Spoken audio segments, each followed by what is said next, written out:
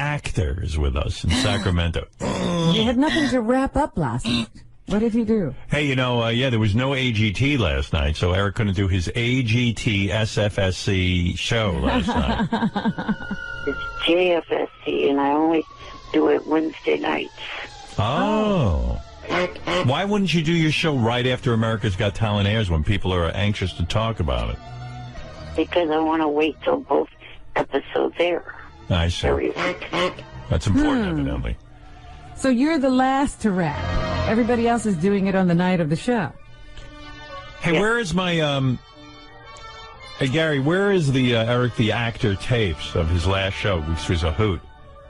There is, and he'll be very excited, there's an Eric the Actor AGT page.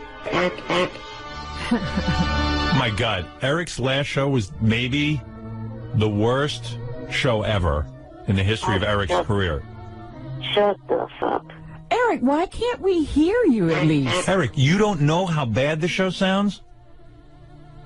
Do you even listen to your own show at all, played back? Do I sit and criticize your show? You can do that. People do that all day and night. But Eric, you're the star of the show, and all I hear is the girl you work with. If we even hear her papers rattling is louder than you. You can't tell me that you're not upset about that. She had all the questions in a Ziploc bag, and that's the noise that you heard. Yeah, but Eric, the noise was louder than you. How can that be? And she doesn't listen to the show while she's doing it? What, you mean she doesn't listen to our own show? Yeah. I mean, I can hear the sound mix on my show. Do you guys wear headphones? No. Oh. Her and I don't. No. But what? How do you hear each other? Because we're right near each other. Oh, you're in the same room. I see. Yes. I'm in the same room with Fred. We all wear headphones so we can hear what's going on. So you can hear the relationship of sounds. Eric, your show would be 1,000 times better with just that improvement. And Eric, by the way, if the guy who's the greatest radio performer in history, the most successful, gives you advice on a radio show, be smart enough to take it. What?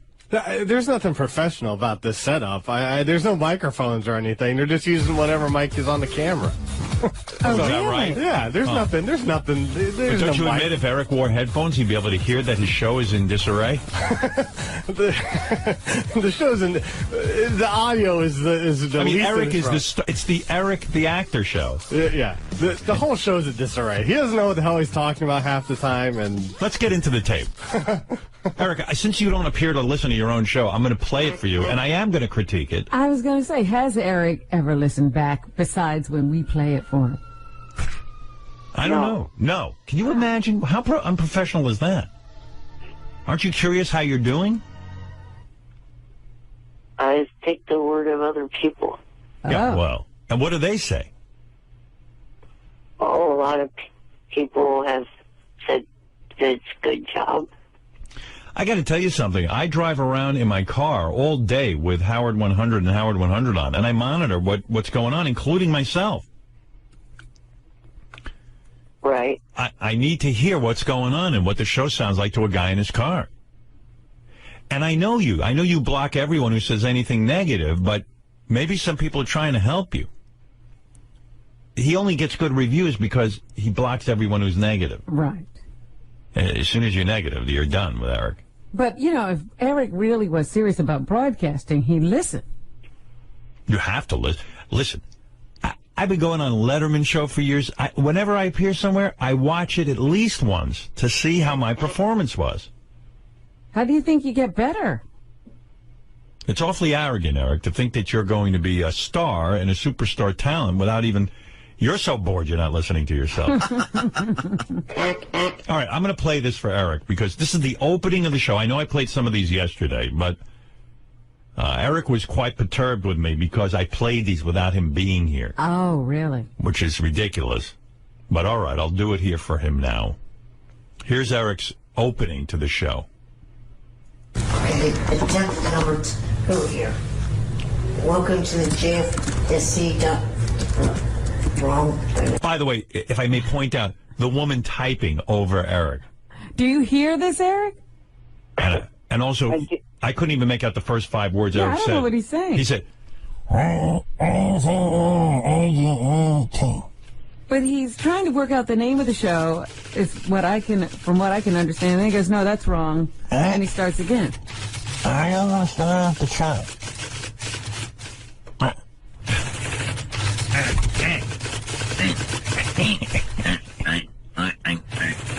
Well, if you're doing the impression of Eric, just put your hands over your mouth, Fred.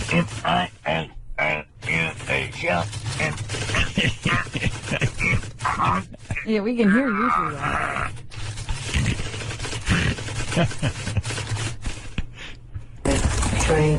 By the way, I'm not adding any sound effect to Eric's tape. I assure you, this typing is the real deal. The old show, the JFSCTV.com AGT wrap-up show. That is not me. Your host, Eric, the actor, which is me, and we're going to recap the America's Got Talent. It's been on since, what I think, May 14th. I want to address something that happened Monday. It's so hard to hear you. That's number one. Then the show continues on, and this woman that he works with, I guess it's the woman, is fumbling around with her papers, and I can't hear a word Eric's saying. Parminder Gill. Her I hear fine. Oh, yeah, she's loud and overmodulated. Yeah. Parminder Gill. Eric, is it possible you'll stop grunting if you sing a country song? I don't do that. That's the host. I talked with plenty of people on the phone off air on this current show, and not one of them. That's not me. It's a combination. And if I It's if it comical. sounds that way, it's a combination of it's early in the morning.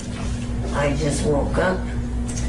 Eric, if I did the show, and it Does Eric really want to be on the show? It almost like he is in another room. Yeah. Out the door. What if the show sounded like this? Hey, Robin, how you doing today? And I tell you, last night I was watching television. I had a great time. And, I'm sure we'd be very successful. You know, Robin, and I got to tell you, I love doing the show and I love meeting people. On top of that, I mean, you're hard to understand anyway because you do have that. No, I style of fucking- speech. No, I fucking don't. No, you have a voice that is difficult to understand sometimes. I fucking know. Eric, you're going to tell us you can hear you perfectly. Now, what do you hear? Fred, kiss my ass. Eric, what do you hear when you hear me play back these tapes? Do you think it sounds good? Let me No. I'll play you another one. I'm not putting any sound effects on this. Here's Eric talking about, he's recapping his favorite foods. And again with this paper noise. Damon Ike, aside from soda and candy, Notice there's no noise when she's talking. Yeah, she's bellowing loud Yeah, and she's clear. bellowing. what are some of your favorite foods? Is there anything you aren't allowed to have for your health reasons? Here we go. I'll answer one part first. First of all, not only is he far away from the microphone or something, but then she makes it even harder with this. Listen. No, it's what I know. There's nothing outlawed Put on some headphones. on my list of what I can and cannot eat. And you know, Eric, do you hear this? Am I making any of this up? No, you're not. But I don't have a thing to put a pair of headphones into. Well, this is ridiculous. Well, then you can't do a broadcast. And who is this girl? Is she trying to sabotage you? No. Who is she? She sits in the room with you? Yes. Is she hot? Yes. Oh. Well, maybe you don't care then, I guess. Maybe he doesn't care to be heard. He's Right. got a pretty girl with him. Is she a professional broadcaster? I mean, who No. is she? Who is she? I don't think her and that first and that that's doing the whole site. By the way, you say you don't talk like that. Your answer is, yeah. Because I'm trying to, I think of the right way to put it, jackass. No, you talk like. Because I'm just saying, Eric, you're hard enough to understand. You've got to be right on that microphone. They can't be fumbling papers, and she's got to quiet down. And instead of calling me a jackass, get a hold of her and whoever's producing that show. Yeah, you're not angry at them? Yeah, no, he's angry at me. let me explain. Thank you. The pauses in my speech are me trying to think of the right thing to say. Well, I don't care what the reason is. You're hard to understand when you do that. That's all I'm saying. So I'm willing to put up with that. I don't want to say the thing and then get stuck with it. But you understand it makes you sound like this. Well, as long as we can't hear you, you're not stuck with anything. Well, yeah, that's true. You're safe. We didn't hear a thing. So just say whatever. Look, I'm an Eric the Actor fan. I want to hear what you have to say. I can't hear it. Radio is whether you can hear something or not. Well, if you would shut up long enough for me to say, maybe you would hear. All right, tell me an explanation.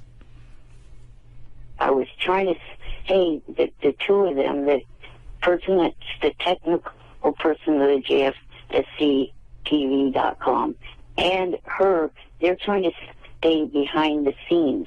They don't want to be on cam or anything like that. What's that got to do with anything? Horrible job. I mean, what's that got to do with the fact that does the technical guy wear headphones when you're talking? Actually, yes, he's the only one that does. And he doesn't hear this? If it was me, the girl wants to be in the background, but she's the only thing you can hear. Their actions do not speak of what you say. It's just the way it is. This is what I'm hearing. Here's what I hear.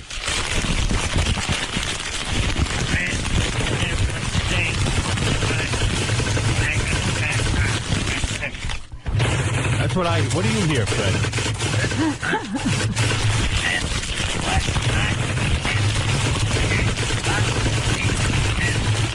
It's the Eric the Midget Show.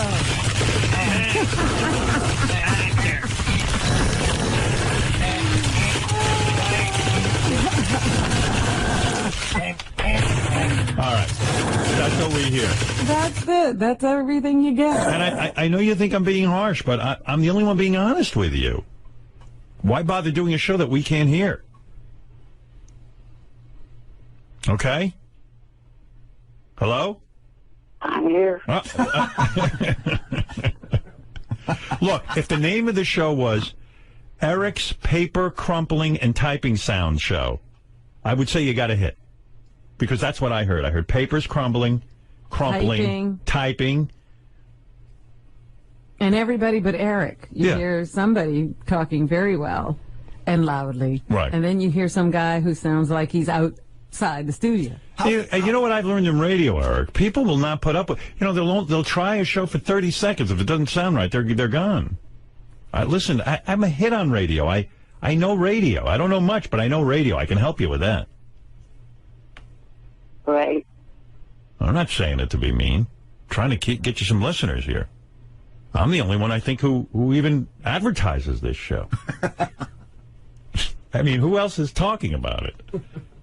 Nobody. You couldn't talk about it if you were going to talk about content because you couldn't hear what Eric said. I mean, who is the engineer, Robin? Lou Ferrigno? Eric, you're on the air. You sound great. Keep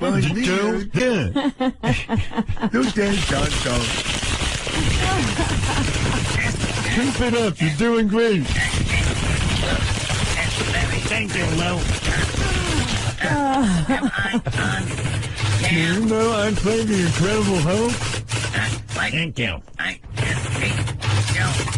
All right, Eric. Well, I hope this was of use to you. I don't know. I'm trying to be constructive. Do you think you'll go back and make some changes?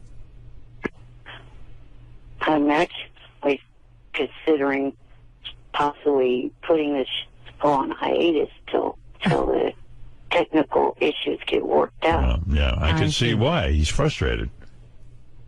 Well, let's hope you get it worked out and you don't have to go on hiatus. All your fans are waiting for the next show. I know I am. Right.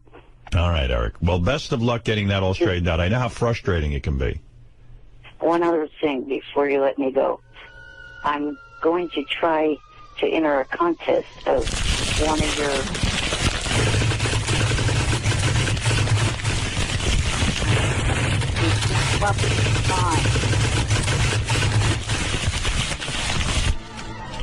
Well, thank you for that, Eric.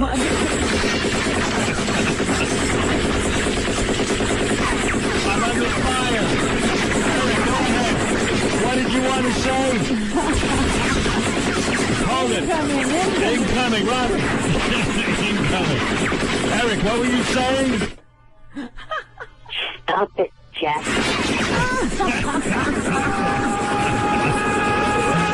Robin, duck. I mean, I hear a duck. Oh, it's Eric. Hey, I'm going to enter a It is an contest illusion. that started yesterday. What contest are you starting? No, I didn't start it. I'm entering one that started yesterday. Yeah, what is that? So the coast of... Hold on, Eric. There's a duck sound. Stop it, duck. Wait, you duck. Get a gun and shoot it. Wait, hold on, Robin. I'll get the gun. Eric, keep talking. Hold it. What did you say, Eric? Something about a contest? All right, I got him. That's gone. All right, I'll turn off my gun. Yes, did you say what you had to say? The Live with Kelly Coast co-host search. Oh, that's a good one. What is it? The Live with Kelly co-host search. So Eric, the actor, could be a co-host I on would Live love with Kelly? that. I would do anything to see that. So what do we vote for you? Well, first step... By the way, their votes are because somebody we voted for to be her co-host, like they still didn't let him on. Really? Remember the last time they had some sort of vote and we put somebody through? Like we got him like 1 million votes and they still didn't put him through. I think it was Booker.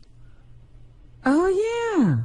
Like if we get Eric all the votes, I bet you they still won't let him co-host. accept No, him, huh? they won't. They don't want this great broadcaster? They don't want, maybe they don't like handicapped people over at that show. Maybe they don't want America to see handicapped people. They don't want a show that sounds like the one Yeah. that was played last week? Well, I think the engineering would be better on that, Robin. You think Gelman could help Do you get think Eric on mic? Do you think Kelly would just be going like this while Eric's talking?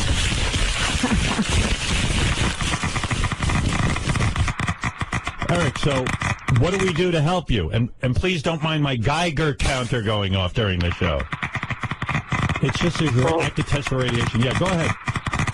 I was trying to... The first step is I got to send in a video to the website of me trying to pitch being in the contest. What? Wait, there's a snake. What? Robin, there's a snake in this thing. Where are we? Well, my engineer won't get rid of it. Hold it, I'll kill it. There we go. Eric, please. All right, now don't what let us did you interrupt say? you. Yes, you were saying?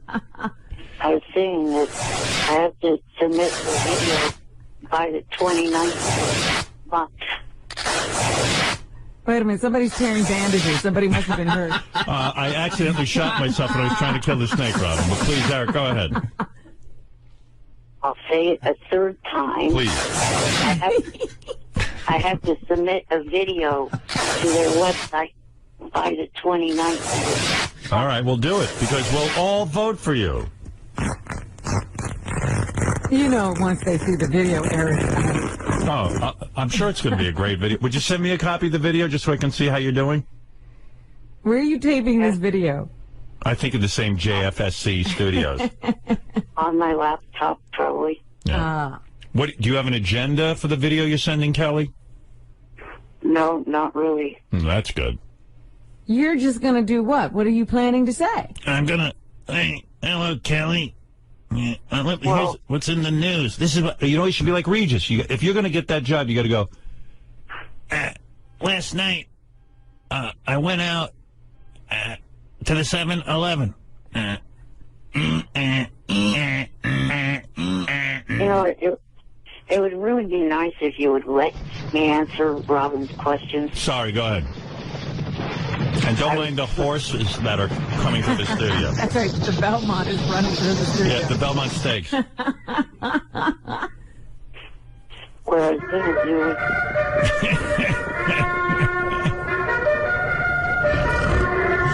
Oh, I got to get out of here. You are such immature. You think? I agree with that. Yep. So what is it? What are you planning to say? I was going to say that I've been a part of the Howard Stern show for almost 10 years, and that I've been on TV shows, and just going to give my credits. Well, I could argue with that approach. That right? sounds horrible. It sounds and boring. Yeah. You know, Eric, again, I'm going to give you some free advice. You'd be smart to take it. Notice, like, when Regis was on with Kelly, he would talk about what he did that day. Like, you should get real down with it. Like, you know, hey, I had a great night last night, or I had a miserable night last night, or, you know, don't talk about what you've done. Talk about, you know, what you're doing now and, you know, what you read in the newspaper. Like, Regis would hold up the newspaper and go, can you believe this? The Houston Rockets won, or something like that. All right. Yeah, you got to act like the hosts. Host something. And then threaten at the end. Just go, I'm a handicapped little person, and if you don't pick me, you're racist. what is it when you don't like little handicapped people? Is that racism? Well, it's What is that? What is it called? There's not even a thing. There's not even a name for that. Yeah.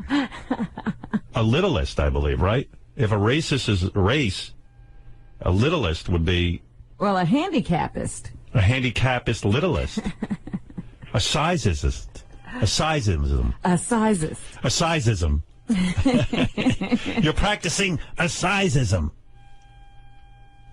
Got it, Eric? Yeah. What are the odds of him getting selected? None. Yeah, even if we all vote for him. But I'm going to vote for him. Well, I got to tell you, though, Eric, on one level, I think you got a shot. Because your chipper personality is perfect for a morning show. You know how upbeat you are. What? I mean, pretend you're on the show. All right, I'll be Kathy Lee. Eric, you be... Oh, right. Kelly Lee. Kelly. There's Kathy Lee and Kelly. Yeah. Her husband presided over your wedding. You can't even remember her name. That's I do remember her name. I thought of Kathy Lee. Sorry. All right, you ready? I'm Kelly, yes. And you're... The co-host. The co-host. Hi, everyone. Welcome to the morning show with Kelly Ripa. And we're very excited today because we're welcoming someone new into our family. New on the show, and by the way, all of you voted, so this is your choice.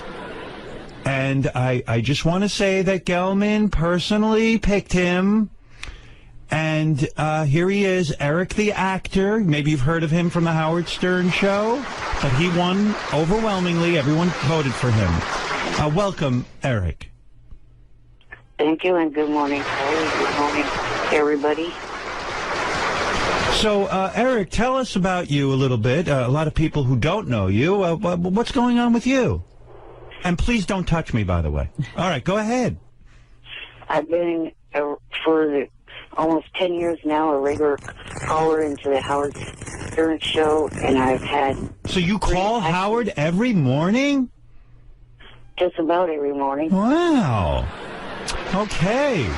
I've also had 3 acting parts on 3 different primetime shows. The first one was American Dreams, then Friends, and Plain Sight. Oh, Plain Sight. Isn't that with Mary McCormick? Yes, it is. I don't remember seeing you. What did you play? The doorstop? I was in the 2nd episode of the 5th season. Oh, wow. I played a landlord. Okay. I'm changing the channel. I'm sorry.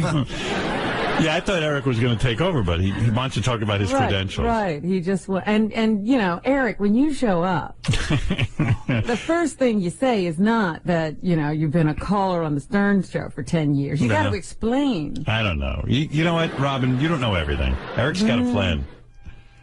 Well, Eric, it's great having you here. We're going to bring out the North Shore Animal League now. They're bringing out a 40-pound cat to eat you. He's going to eat you on set. Any funny anecdotes from the set of Plain Sight? Must have been great being on the show. It was a lot of fun. Yeah. What an anecdote. Did anything fun happen? Do you know what an anecdote is?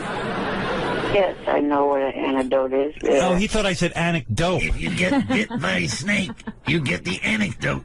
Just tell you. No, Eric, hey, it's so great having you here. You know, I didn't realize what an actor you were. What happened on the set of In Plain Sight that you might tell us about? Well, just got to meet up the cast and the crew and do my part.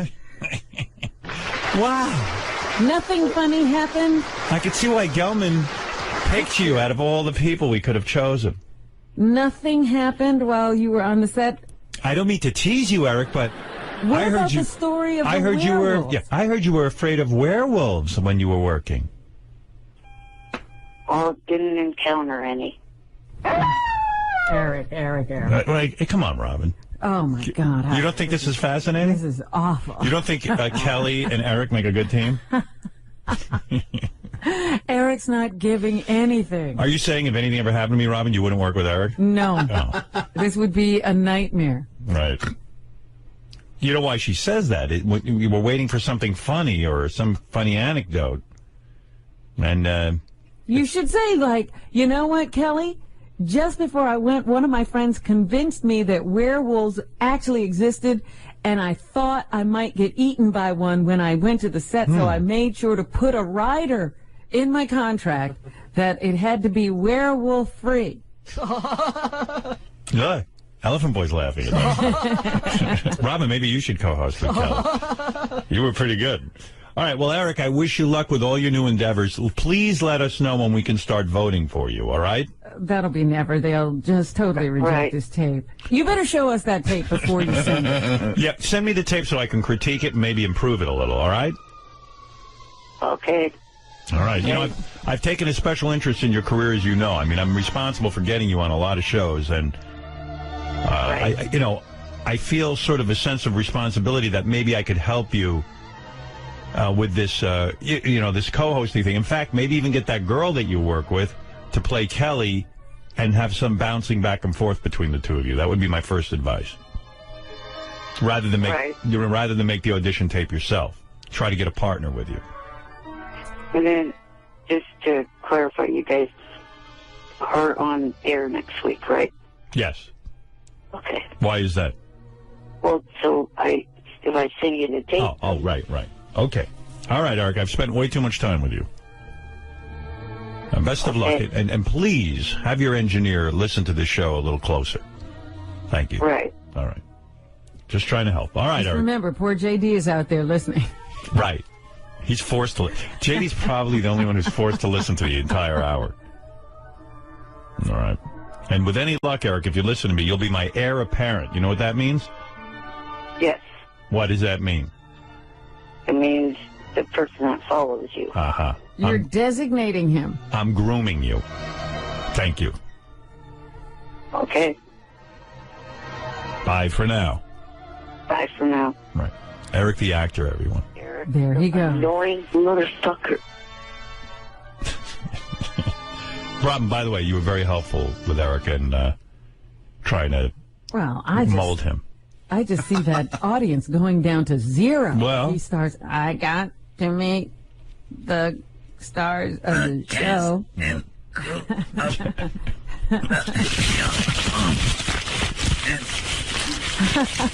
And maybe that woman's crumpling papers for a reason. Eric has nothing to say. All right, we have to take a break. We'll be back right after these words. Hey, before I get into anything, I was listening to Eric the Actor's new AGT wrap-up show. Oh, that's right. It comes on Wednesdays after the show. Yeah. If you can find my show, America's Got Talent. It seems to me, I think it's on tonight. When is it on? I'm assuming tonight and tomorrow night, but one never do know with that show. It's wild to me how people go, when is it on exactly?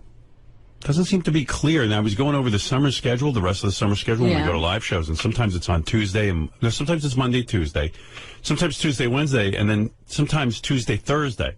What? Yeah, I've never seen a show handled like. Usually you have a time slot. Tuesday, Thursday. Yeah. Well, they moved it to Tuesday, Wednesday for me. That was the original plan. Yeah, but you pick a time and a day. And stick with it. Run with it. But it's okay. But, you know, and I just kind of like go, whatever, whenever it airs, it'll be fine. Show's doing well, what do I care? But every week you have to check. It's that good a show. Like, you literally have to just... You have to go hunt it down. Yeah, it's worth it. Anyway, Eric the actor has his America's Got Talent wrap-up show. And they've worked out the technical glitches. You can now hear him. Okay. But it hasn't improved the quality of the show any. Can hear you in the room. Good evening, room. Can everybody hear me? It's a good way to open a show. Good evening, room. Can everybody hear me? Well... I've never heard of people referred to as a room before. Good evening, room. There's a big silence. You don't know what's going on. Welcome to the JFSC.com AGT wrap-up show. Well, they have whittled Show down over. that name. You think? I thought it was kind of long. JFSC AGT. I'm your host, Eric the actor. Eric the actor. Well, it was JFS. Yeah. He doesn't realize he has a funny delivery. JFSC. His breathing is a little strange. But he's a handicapped guy. This week's show is brought to you by the Viper Room. Oh, we have a sponsor. On Tuesday the 26th, go to the Viper Room and check out their karaoke pole dance in competition. Wow. And called Pole Stock. That's pretty. Karaoke pole dancing competition. It will be What? called Pole Stock. What does that mean? Are the people on the pole doing the karaoke? I don't know. What do I know what goes on at the Viper Room? Eric seems to be tied in with the Viper Room. Good for him. Yeah. Hosted by Big pause. Sam Tripoli, and porn star Shayla Styles. Anyway, it's off to a rousing start, and you want to hear? What can you say? What can you say? And then about people this just show? call in and or write in, I guess, on his chat room, and they ask him ball-busting questions. Like, here's somebody throwing a math question at him, and Eric gets angry. At Brock Carter, 69, ETA, if there are 21 contestants on AGT and 13 suck, how many make it through Las Vegas? Oh, good grief. Gee, I wonder why they're asking this question. I'm not answering it. So he won't answer any math questions. Well, I just realized that Eric the actor is ETA, so now Right. he's ETA. This is ETA on the JFSC AGT wrap-up show. There's a lot going on there. So then finally he just starts yelling at everyone for asking math questions. Despite what some people think, I don't get paid to call into the show. I don't get paid for, having these... We don't pay him for all those great calls? Being bad at math. Yeah. Isles Porcus. Eric, if AGT is 1 hour long and a marathon shows 4 episodes, how many minutes of AGT were aired? Enough with the math questions, you dumb fits.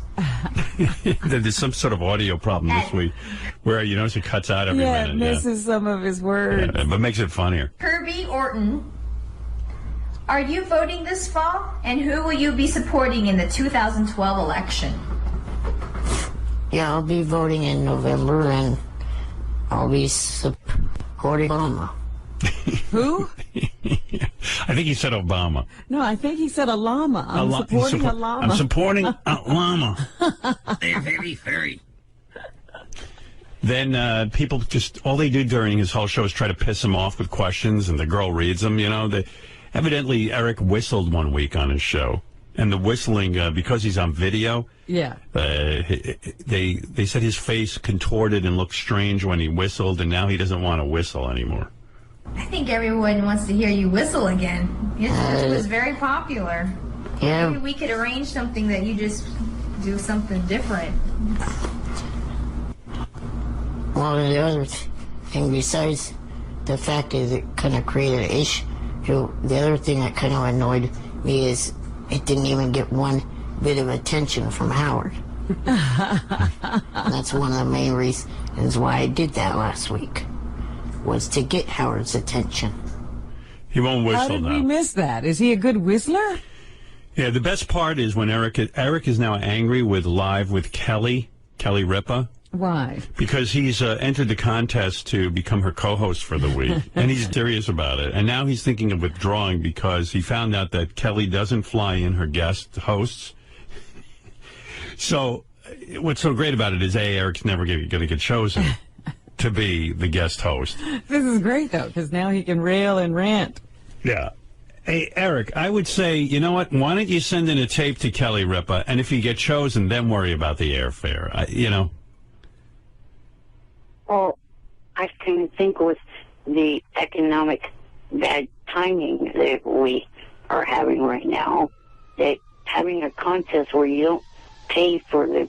Yeah, but I'm saying you're not going to win anyway. You're never going to be the co-host. It would be such a fluke. Yeah, if the fluke happens, we'll figure out how to pay for it. You don't know if they would choose me or not. That's what I'm saying. So let's see if you get chosen. I'm telling you, they'll never choose you. First of all, can you imagine, like, Eric will get chosen, which would be, like, the greatest thing ever, and he'd be like, I can't get an oxygen tank that quickly, and I can't, you know, like, he would actually probably end up blowing it anyway, which would be so great. Here's Eric mad at Live with Kelly on his radio show. Eric, are you going to turn in a video to Kelly's show? Oh, the live... yeah, I've considered that. The only thing is, there's one major thing with it.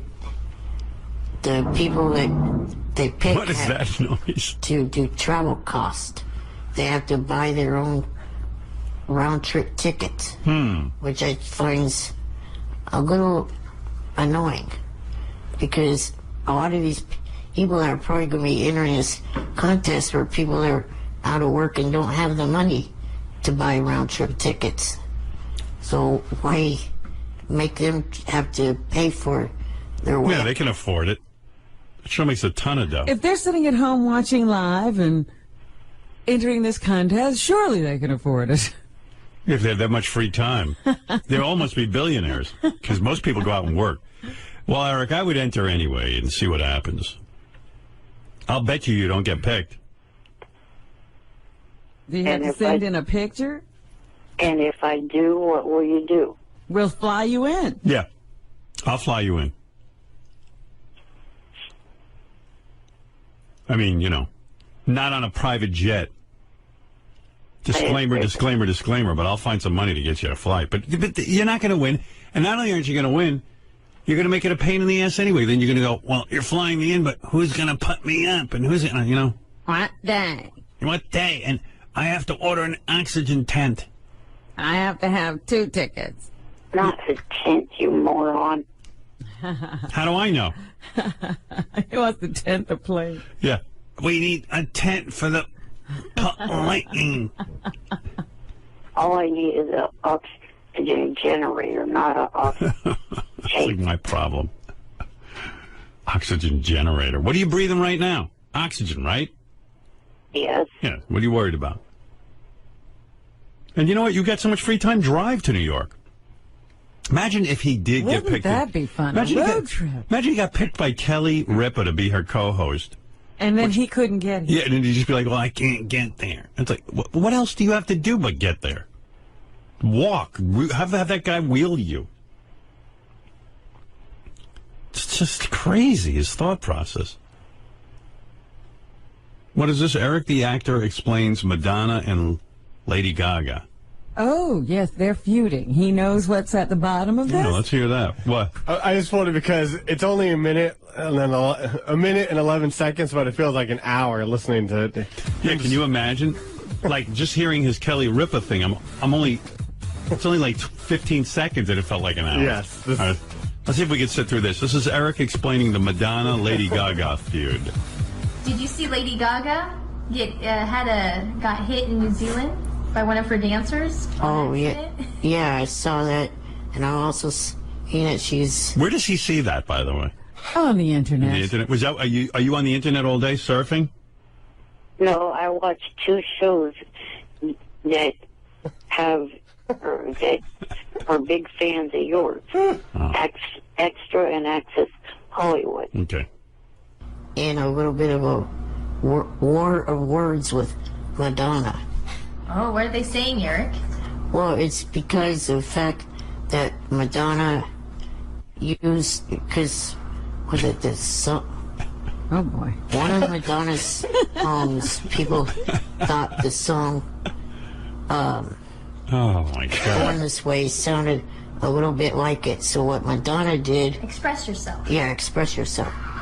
What Madonna did was she turned the tables... You can't express yourself? No. That's how me. During one of her concerts and started performing Express Yourself and added Born This Way in with it. So now I guess Lady Gaga took offense to that, and there's a whole war of words between the two of them. Beautiful show, Eric. I mean, wow. You look wiped out, Howard. Oh, Robin, I'm in back of my chair snoozing. I'm wiped out. Oh, my goodness. The Cliff and White is, I did it together a whole bunch of times. Well, not a whole bunch, but a few times where Eric was annoyed with the question. What does he do? He goes berserk? He doesn't go berserk, but he's like, you. At Elwood Lugnut, Eric, have you ever considered doing your old circus act on AGT? I don't have any old circus acts, you stupid ass. At Real Disaster Us, Eric, people accuse you of grunting when you're clearing your throat. Can you demonstrate the difference and put this issue to bed? I don't want to demonstrate the difference. At Elwood Lugnut. That seems like a pretty fun thing to hear Eric do. What is it? You're claiming you're clearing your throat, and they're saying Not grunting. They say you grunt. Yes. Yeah. Oh, JD, come on. Oh, Christ. It's great, right? Not really, but... where else but this show would, like, Eric the actor be up? There's no other show. All right. Definitely not Live with Kelly. Why, you don't think he'll get selected? He's the last person they would want to see on morning television. Yeah, why aren't your geeky ass in a video? Yeah. Because I'm smart enough to know they wouldn't pick me, dummy. At what point in this show does Eric talk about AGT? I mean, does he ever get to it? He does. The wrap up. Because it's the most boring part. He just says he likes this, he liked the squirrel, and that's about it. You like the squirrel? The squirrel just went round and round and round. It's not who's going to pay $1 million to see that? By the way, too, a lot of what they cut out too, that squirrel was nodding and salivating. It was like animal torture to me. I couldn't take it. I was like, I didn't think it was a great act, but it was funny to watch. Yeah, it was good. It was good. It was a one-shot deal. It was fun, but I wasn't putting it through. And I told the news, the same thing with his Idol show back then. It's more a Q&A with Eric with a little bit of recap of AGT and American Idol. Yeah, but Eric doesn't direct the conversation. Well, he comes on and goes, and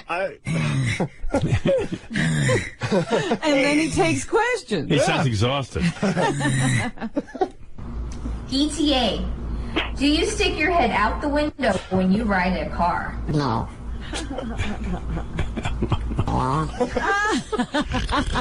At Miles Porkus, what is your favorite game at Chuck E. Cheese? How many times do I have to tell you I don't go to Chuck E. Cheese? Yeah. Idiots. I think they know that. I think they're just trying to get under your skin. You've never been to a Chuck E. Cheese? I could see you going there. Not since the 90s. What was your favorite game? What was your favorite game? I got back then skee ball. All right. Well, that's an answer. Skee ball. There was See, Eric, that's how you answer a question. He played skee ball. No, I was the skee ball. in the 90s when my brother was a kid. All right, okay. I had enough of Eric's show. All right, Eric, very good. I love Eric's show. Right. Yeah. We're talking about... You love it. That's your show. Yeah, I love the playback. We wrap up Eric's show. Yeah, we do a wrap-up of the Eric show. Well, I really would like to know what he thought of AGT. He liked a squirrel. That's it? Yeah, but you know it's not $1 million act, right, Eric? Right. And given the fact that he only aired one show last week, there wasn't all that much to talk about. I know. I was disappointed. I love the show. I mean, if I wasn't even on the show, I'd want to see it. But does Eric really take notes and have things to say about AGT? No, I don't take notes because I kind of think that would distract me from enjoying what I'm watching. So, in other words, you have no idea what to say about the show after it's over? Well, I try to remember as much as I can. All right. Okay, thank you, Eric. And listen, we look forward to your show Wednesday on the JFSC, whatever I'm that is. looking for a better wrap-up this week. I want to hear some AGT information. Well, he's got 2 shows to view on Monday and Tuesday. So. And he'll have forgotten both by Wednesday. No, he says he has a good retention. All right, Eric, thank you very much. Howard. Yes. One question, if you could ask Mark Wahlberg if they're ever going to do a Entourage movie. Okay, I'll ask him. Gary, write down a note that Eric wants to know from Mark Wahlberg if there'll be an Entourage movie. Okay. All right. All right, Eric, it'll be done. Is he making his video? Are you gonna make a video for the Kelly Ripa show? I'll try to make it by tomorrow, so that way it could be you guys on Wednesday, because you said you wanted to review it first. Yes. Yes. All right. Thank you. Yeah. What would you say if you were? What would you say the odds are that he gets on the show? 0. Like 1,000,000 to 1, 10,000,000 to 1. There's no odds. It's 0. 0 to 0. 0 chance. I don't even need a chance to look at it. 0 point. Even with the fact that she's a fan of yours, you don't think she'd? No. Pick? There's no way in hell she's putting you on that show. A, you have trouble speaking. I know you don't think so, but you do. Your thoughts are slow, and your speech is slow. Secondly, when do you ever see handicapped people on TV? Barely ever. Everyone's looking for perfect. Look at her. I mean, everyone's looking for perfect people. Well, I think he'd be the perfect contrast. Yeah, but she'll look unbelievably beautiful. I mean, she looks beautiful already, but she'll look even more beautiful. Oh, can I just say one thing to Eric, too? Eric, the handful of times that you do see handicapped people on television, they overcompensate for the handicap with this amazing personality. Right. They have like an upbeat personality. Like they're awesome. Like insane. You sit there and you go, oh my God, I'm so inspired. Your point is? I mean, the closest thing I can think of to a host who was handicapped was Bill Cullen, who was on The Price is Right years ago. And he never moved, so you couldn't see it. Yeah, you couldn't tell. But she's got a talk show where there's no way, and you're not real good at talking. I mean, the only, maybe you could get an after-school special, but I don't know about this. I think you're out of your league on this. The only time Eric's a good talker is when he's angry. Right. And you can't do a morning show like that. And Kelly's not going to do angry talk with him. She's going to be like, listen, you little fidget, and then get him all worked up. Eric, what's your favorite game at Chuck E. Cheese?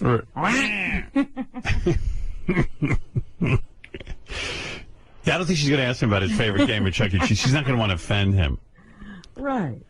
But whenever I see handicapped people on TV, they're very, very upbeat. Like, we had guys in here with no legs and no hands. And yeah, remember that tennis player that we had in? He was amazing. He had no feet or something. And, he's just like, I don't care. I can overcome anything. Eric gets on. People hate the handicap. I've never seen so many people write me hating the handicap after Eric's on the radio. Eric, oh, dear. And I'm like, poor Eric's handicapped. They go, don't feel bad for him. I mean, people hate Eric. So I don't see how in hell there's a 0 chance that you would get on the Kelly Ripa show. 0. But I can't wait for the tape. And I think you should make the tape as like a co-host, like try to make it as much like the Kelly Ripa show as possible. Right. I talked to one of your, I guess, say frequent guests a lot on the phone. And I don't have any problem talking to her at a normal rate of speed. And other stuff, every time I talk to her on the phone, I've never talked to her slowly or anything like that. All right, well, prove me wrong. I'm telling you have 0 chance. He has no clue. Yeah. I think if you think that's your best shot at doing it, get her to do the tape with you. Right. Do it with your friend. All right, well, send me the tape. I'll critique it. Yeah, how's that possible? Tabitha lives in Vegas. Oh. Oh, well, that's too bad. Yeah. All right, well, I got to go anyway, okay? I wonder why he wanted you to see his whistling. Because he's got to be funny, and I talk about it on the air and stuff.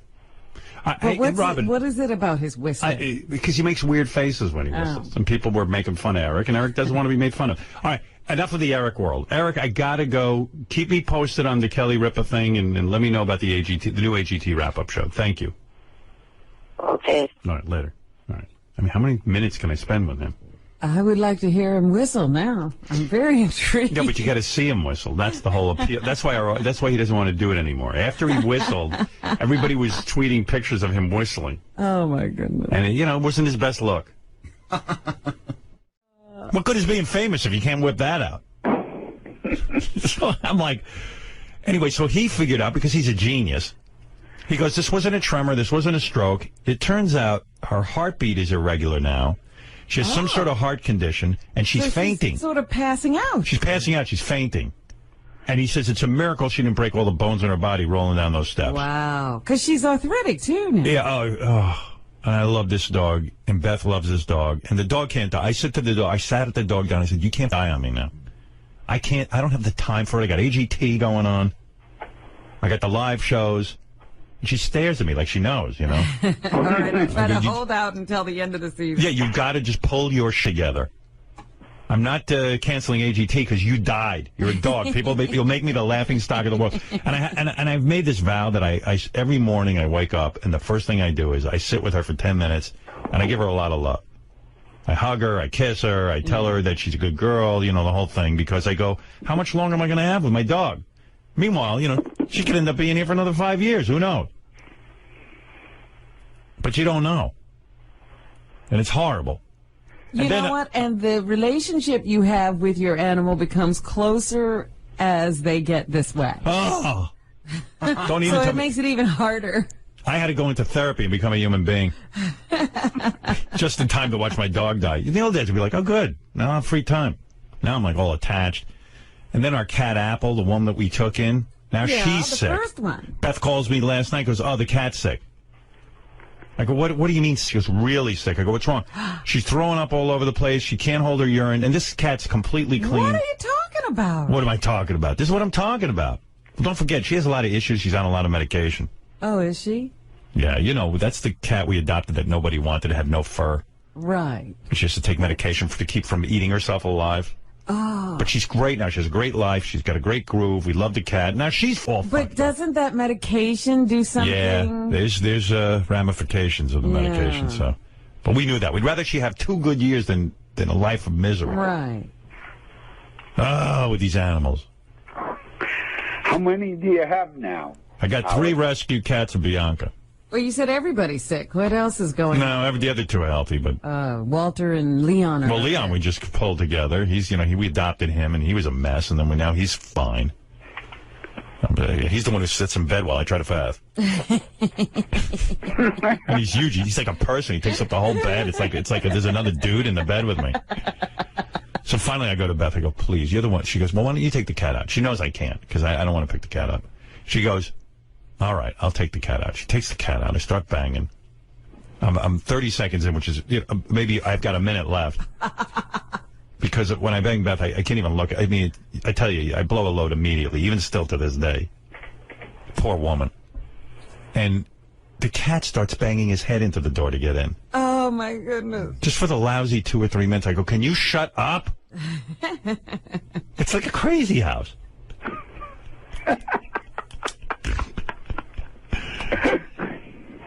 You crack me up, Howard. Well, good. That's what we're Then here my for. misery cracks you up. That's what we're here for. All right. Hey, Eric, are you still there? Yeah. Eric just listens. I got to go, guys, because Octomom's here. She wants to go on the Sibian, which is going to be very freaky. She's not going to feel anything. Do you really think she has? She's had so many kids through that vagina. I don't see how she's going to feel. She can't even feel anything down there. That's right. Hey, Howard. I'm thinking like Eric has so many medical issues. His parents must feel the same way. They don't want to get too attached. Yeah, they probably don't want to get too attached, right, Eric? Because weren't you supposed to die when you were like 9? No, I was supposed to make it into my teens.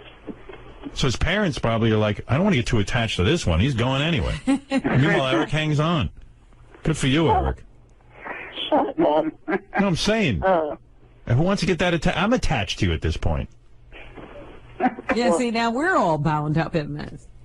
Now, I was calling to help you with a couple of things about your AGT. What? Eric's a bit of an AGT expert, so he can... He has some, tips for you? Tips. Go ahead. Well, you were trying to figure out out of the 48 performers how that's going to work. No, I know how it works. Okay, well, yesterday you... No, I explained that they break them down into groups and categories. Yeah, groups of 12. Right. But it's not all the same. They don't take them for the kind of act, do No, they? sometimes they do. They do 12 each week for 4 weeks. I see. Yeah, I got to get on that live part of the show, Robin. I'm ready. Yeah, you're ready to get rid of these There's people. a couple of people need to be.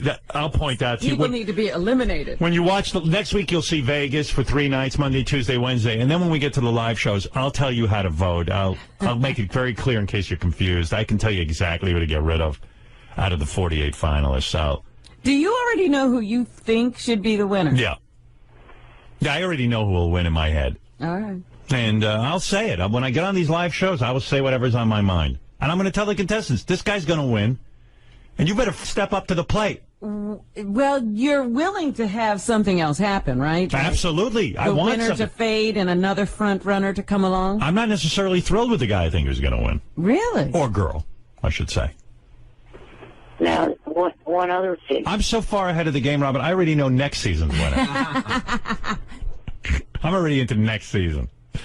One other thing about the show before you let me go is the fact that on the 27th of July, with the Olympics coming up, be ready for NBC to really be shifting the show around. No, we're not on for 2 weeks during the Olympics. Oh, you're not? Okay, that's what they're going to do. Yeah. Yeah, talk about a shift. Yeah, that's a real shift. I was trying to figure out how they were going to work that. Nah, with the Olympics, they're not even. We're having 2 weeks off, which is good because that's, I think, August or the end of July, and July 27th. Yeah, doesn't affect my time off then.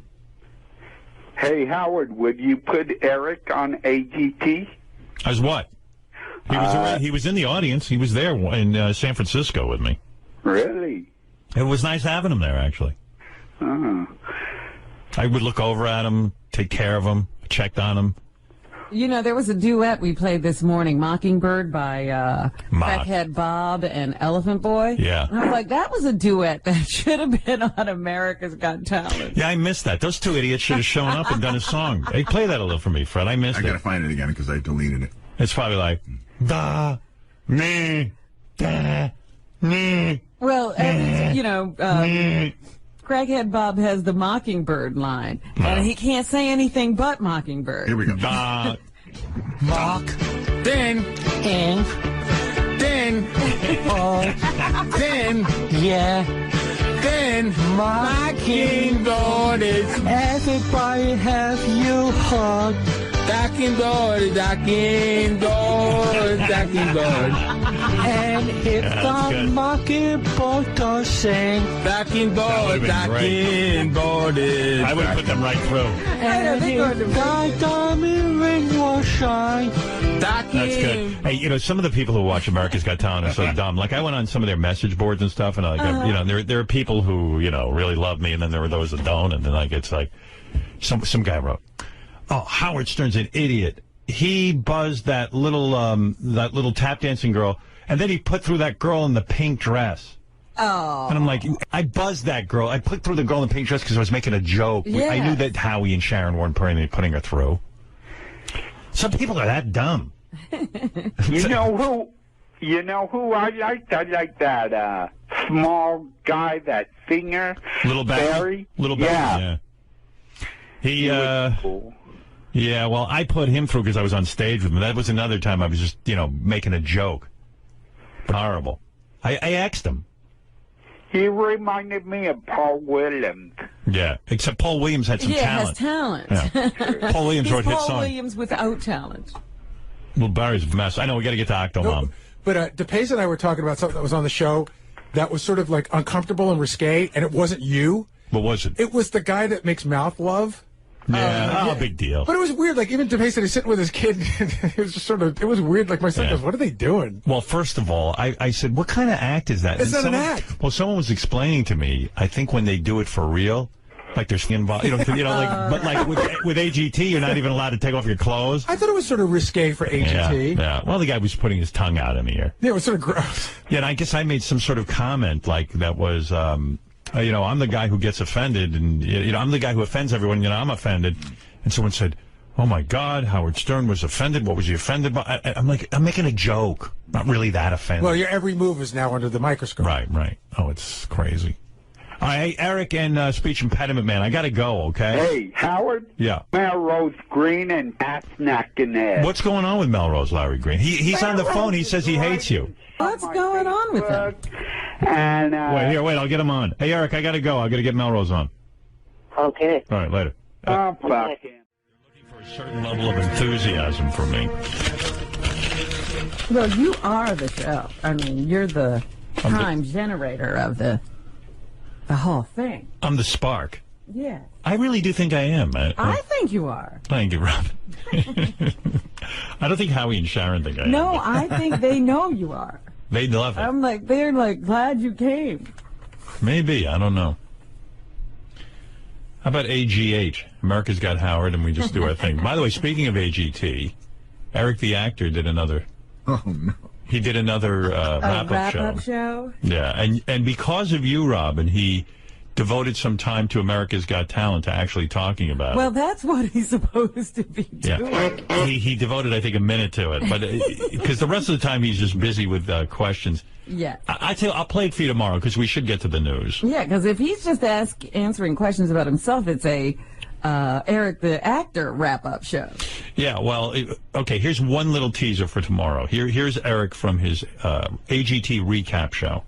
So let's see, And he got rid of his female co-host, I think. She wasn't there. Really? Yeah. So let's see, what's first to talk about with AGT?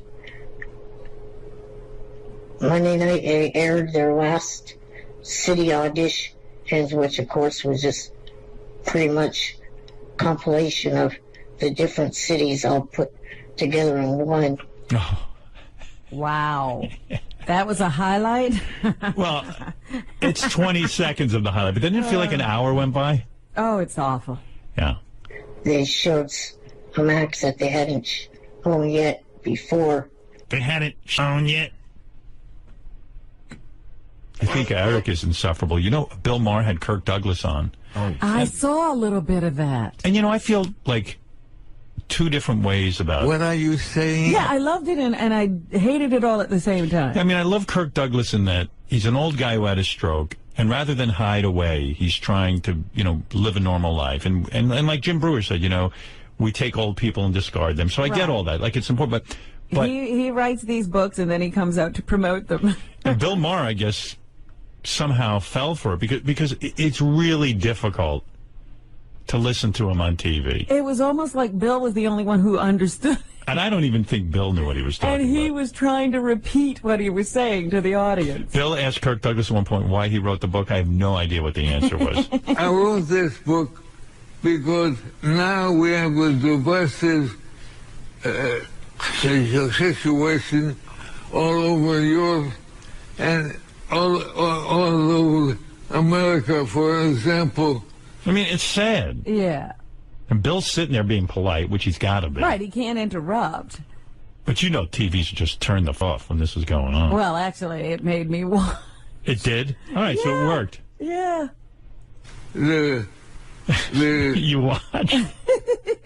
Yeah, when I said, oh my God, he's talking to Kirk Douglas, I stayed for every word. I'm pretty sure I'm going to hide away if this happens to me. Well, you know, like I said, most people disappear. Like, you haven't seen Gene Hackman, you haven't seen Sean Connery.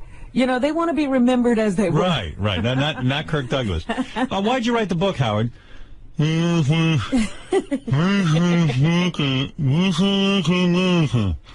What? If you see me doing that, let's say I have a stroke, you know, who knows? You know, it could happen. And you see I write a book, and I tell you, Robin, I'm going on tour. Why'd you write the book, Howard? Say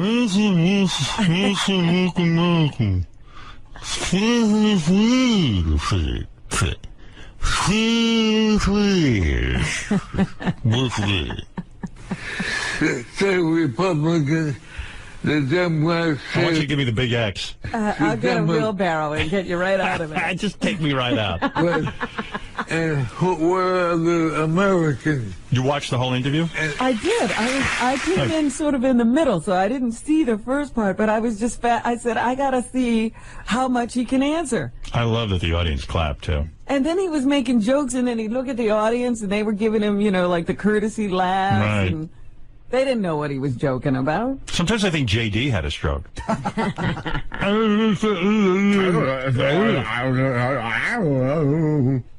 Because when I look backwards...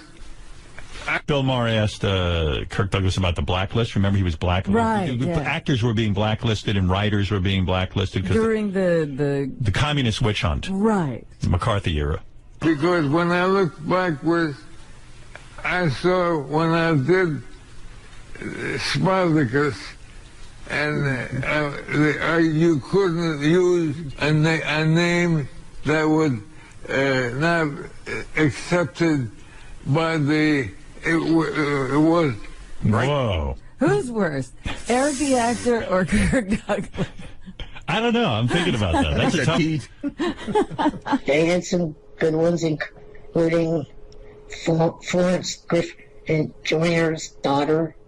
She did a really good job. Oh, boy. It's a battle of the bands. Yeah. Dalton Trumbo couldn't work before you. No.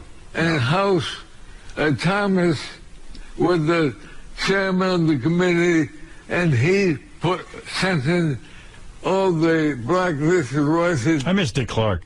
Well, this is what I'm thinking, that Kirk is back because Dick Clark had stolen his thunder for a while. Yeah, that's true. You couldn't tell people in the 40s and 50s when you were a movie star that you were a Jew. It was like being gay then.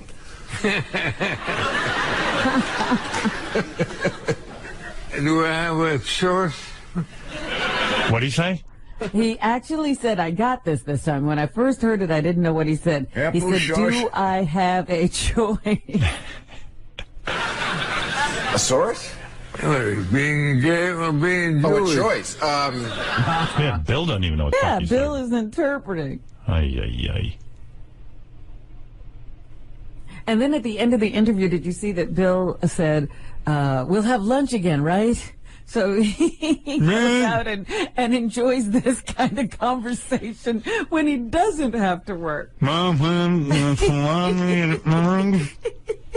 do you want? What do you want for breakfast, Kirk?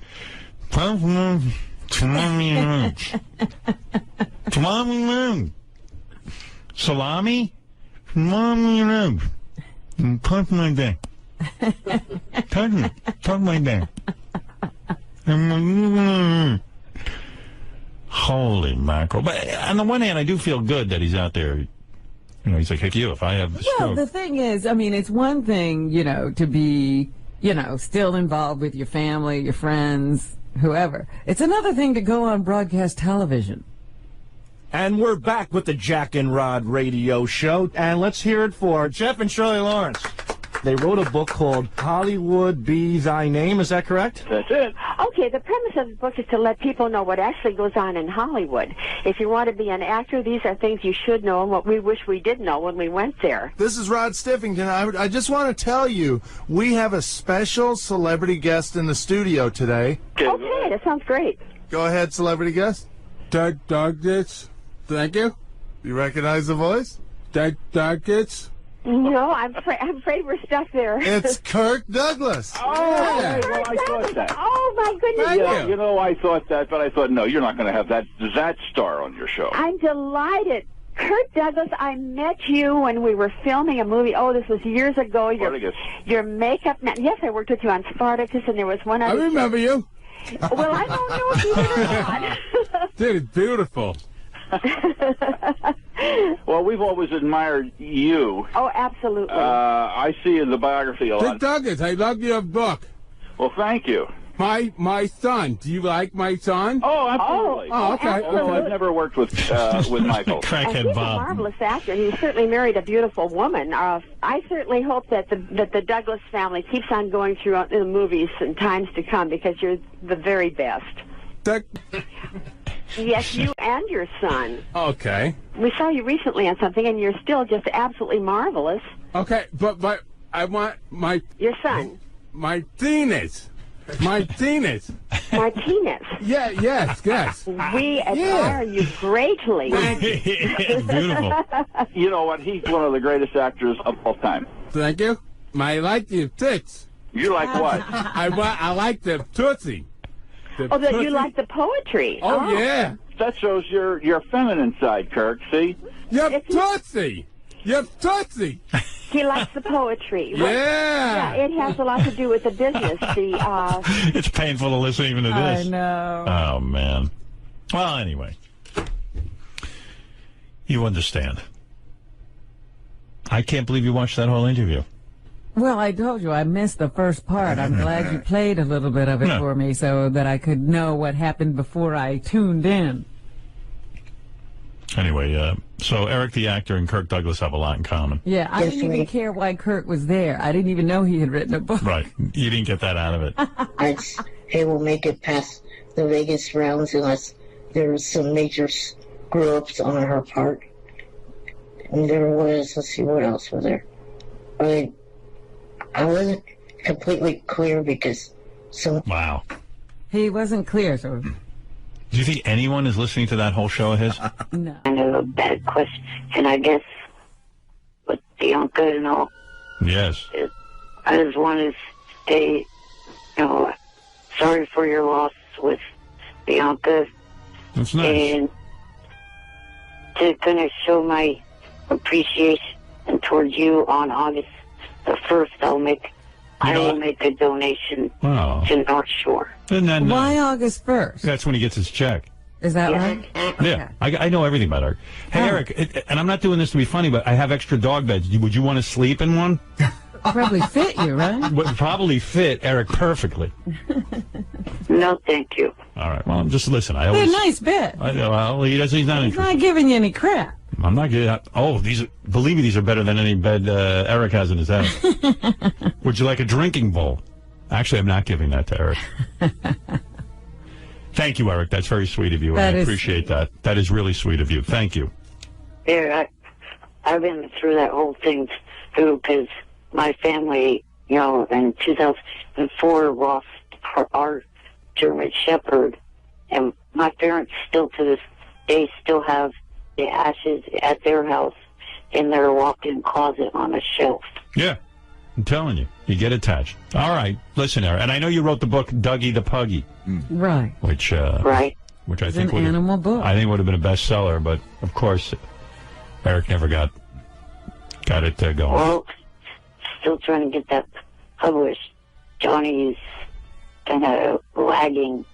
Yeah. He's If Johnny knew what he was doing, he should have already had that into a movie already. That movie, Dougie the Puggy. All right. Well,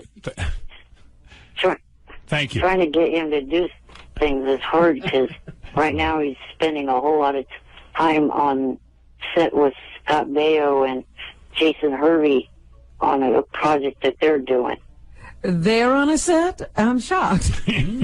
I would think Eric would be on a set before those two. All right. Thank you, Eric. And fascinating. And by the way, why did you... Oh, I know why. I know the answer to this. I was going to ask him why he quit his America's Got Talent wrap-up show.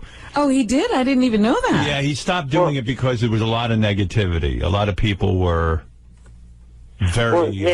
yes. There was that, but I talked about it with Johnny. The show's not completely canceled, even though there was also bad production on his part. The other reason, so the show is coming back. Oh, it is. Oh, good. At some point. By what demand? On hiatus. It's on hiatus. Yeah. All right. Well, good. We're looking for... I was wondering if he was thinking of maybe offering his services to Jason's wrap-up show with High Pitched Mike. Nah, that's all right. Well, I have been on air with them the last 2 weeks. Okay. Is that right? Yeah, Eric had a show, America's Got Talent wrap-up show. It was brilliant. I mean, if you'd ever listened to it, they got to bring it back. Did you say brilliant or brutal? Brilliant. Listen to it. Just want to say thanks for hanging in there. Had a little bit of a delay, some technical issues with the computers. So I'm here now. It was brilliant. Riveting. I mean, I don't know how people turned it off. Now, what I have here is the name of 4 people, or names, I should say, of 4 people that... I don't know what it is about people who say they can't listen to this. There's something wrong with them. Oh, now, hopefully, the people that perform next week are as good as the ones that perform this week. By the way, Eric, you'll be happy to know I looked over the talent that's coming up this week. I think this is going to be the best America's Got Talent week in terms of pure talent. Yeah, it's like that guy Horse who gets kicked in the nuts. It's the guy who does the Earth Harp. It's the Human Cannonball. Ooh. It's the... I don't get why you guys pass him into the... If you stood outside and watched this guy... The Human Cannonball? Yeah. Is that who you object to, Eric? What more is the guy going to do? What's he going to shoot himself into the I told the guy... Yeah, exactly. I told the guy he should, shoot himself over, Niagara Falls or something. Oh, God. Really kill himself. So he's got to be... Listen, he's going to go through and do something dangerous. Or maybe the Human Cannonball and the Kick in the Nuts guy can combine. I was thinking, I wonder if that's ever happened in the history of the show where they... You shoot the Human Cannonball into Horse's nuts? It was nuts, and it's like his helmet just goes, at 50 miles an hour, just goes streaming right into this guy's nuts. Wow. But there's a whole... Sorry? To me, the Cannonball guy is like that annoying diving guy from last season. Yeah, well, but the diving guy never stepped it up except got higher and higher. I'm saying I think the Cannonball guy could be a force to be reckoned with if he just jumps over something cool like alligators or something. The more dangerous it gets, you know what I mean? But anyway, and then there's a bunch of other people. Wait, I wish I could remember the 12 who are going this week. I know it's the little boy who sings mariachi. Yeah, I saw him backstage. I passed him. Sometimes you pass them in the hall and you're not allowed to really have conversation with them. Maybe that's part of the rules I turned up. Because one day I was like, hey, man, how you doing? And someone pulls me aside. You can't be talking to them. I was like, real? I go, oh, shh. Yeah, that's not fair. I go, okay, all right, fine. No one told me, so I won't talk. Well, I guess what it is they don't want you to get a friendship with them where it make it look like you're going to pull for them and Right. Make it a little unfair to the others. Well, all I know is I was going over the talent, and this was the first week I went, there's like 7, like, remember that girl who's sort of like an Olympic, but she dances? And Oh, yeah, that girl, too. yeah, that girl's really good. And I was like looking at the list and went, this is one week where it actually might be difficult to eliminate people. And then there's going to be that guy who sings The Love Boat, right? Well, that ain't going to be difficult for me. That's a good. I think I'm going to go off on. I think there's going to be another eruption this week on Howie and Sharon, quite frankly, because they're way into that Love Boat guy, and I got a lot to say about that. And then sometimes they say to me like, "Hey, come on, we're running behind in time. You only have a minute," but I'm going to need a good 5 to 6 minutes on that guy. Oh, jeez. Because I've argued with them since before Vegas about that guy. Yeah, that guy should not have made it past the audition. I have a racial theory on that too. I think if he was a white guy, they never would have put him through. You think Howie and Sharon? White guilt. White guilt? The guy sings the theme from Love Boat poorly. Like, it's not even that good. It's got to be that. But what could it be? there are other black people in the competition who have talent. That's true. Maybe it's not a racial thing. Well, I grew up black almost, so I don't have any of that. I don't mind telling a black guy he has no talent. I don't have that black they've told plenty of black people to go away. Have you made... They were like, hey, it's a nice... Like, how many black people sing the theme from the Love Boat? I think it was one of those. Oh, he's a nice black man. Yeah, like, they looked at a black guy and they go, there's no way. He's singing the theme from the Love Boat. You know what I mean? I think it's feel good, Right. Like, black guys now are like, hey, I'm not taking from white people. He looks like a guy who takes from white people. So that's why... He's not singing the theme to the Cosbys. He's singing the theme to the Love Boat. Yeah, he's good. So I'm telling you, there's some racial component. I don't know what because I'm trying to figure out what is their attraction to this guy. Well, again, Howie has that little quirky thing. He likes the theme songs he goes, that the guy sings. Yeah, well, Howie's like, well, you know what? I would go see him before some other singer. I go, no, you wouldn't. No, you wouldn't. He might, though. I go, Howie, I tell you what, why don't you take your own money and back this guy's career? Why don't you put out an album and put money out? He won't do it. I said, why don't you put together a show for him and put up your own money? If he's that good. If he's that good. That's the barometer I use as a judge. Make him and Big Barry Howie's opening to his stand-up shows. Well, he's actually going to bring Barry to some of his stand-up shows, but that doesn't cost Howie anything. It helps him. Right. You know what I mean? And the guy will come on for 5 minutes and do some stupid thing, and that'll be the end of it. By the way, you know what I was thinking the other day? Remember that little kid that Ellen discovered? Yeah, give him like a record contract or something. Whatever happened to him? He works, I think, at Chick-fil-A. I'm not sure. That is the worst thing that ever happened to him. To have Ellen pick him and decide she was going to run his career. He's disappeared. That's right. He was doing well until she got up. No, Ellen, I think Ellen actually just kind of backed him and gave him some money. I mean, it takes time to put the thing together. I think she's like a big fan, but I mean, there's only so much else. Yeah, but he'd be better off on America's Got Talent, is what I'm saying. Yeah. Well, maybe I'll talk to Ellen about that. I'll get a hold of her for the YouTube show. Maybe I can negotiate. But I don't know how involved she really is. He'll be 20 years old and no longer cute by the time this gets together. Well, you know what it is. A lot of these kids do a cover version. They can't do their own music. That's why I was thrilled with that band last week because they did their own music. I was like, wow, they can actually write music. That was awful how Howie and Aaron picked the other group over them. Yeah, we didn't even talk about that. I mean, was I high, Robin? I mean, I thought that band was way good. They were excellent musicians. Yeah. I said, as they did, that it's a risk when you're asking America to vote to do something they can't get a handle on. You know, how many times have you heard a song once and fallen in love with it? I like those guys. I was actually a little bit shocked that they went home. I thought Sharon was going to vote for the band, and then when she said the bike team, I'm like, would you really go see the bike team? That's a mistake. I mean, I like that. It is a huge mistake. Yeah, it's not necessarily a Vegas act. Yeah, I mean, the band had some potential. Yeah. They got a shot. They were good. They were kind of a cross between rock and rap, and I could see them. Yeah, they were fusing it up there. They're marketable. Yeah, I saw them on the red carpet. Afterward, we had to go on a red carpet and do interviews. Uh-huh. So I just looked at them and I went, Jesus.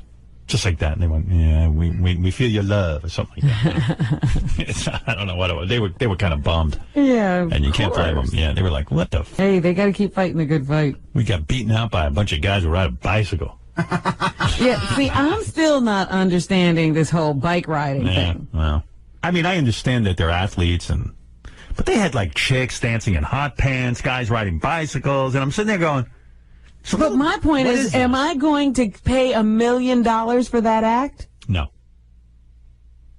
No. Well, you don't have to pay the $1 million. You would have to pay like $100 to go see them.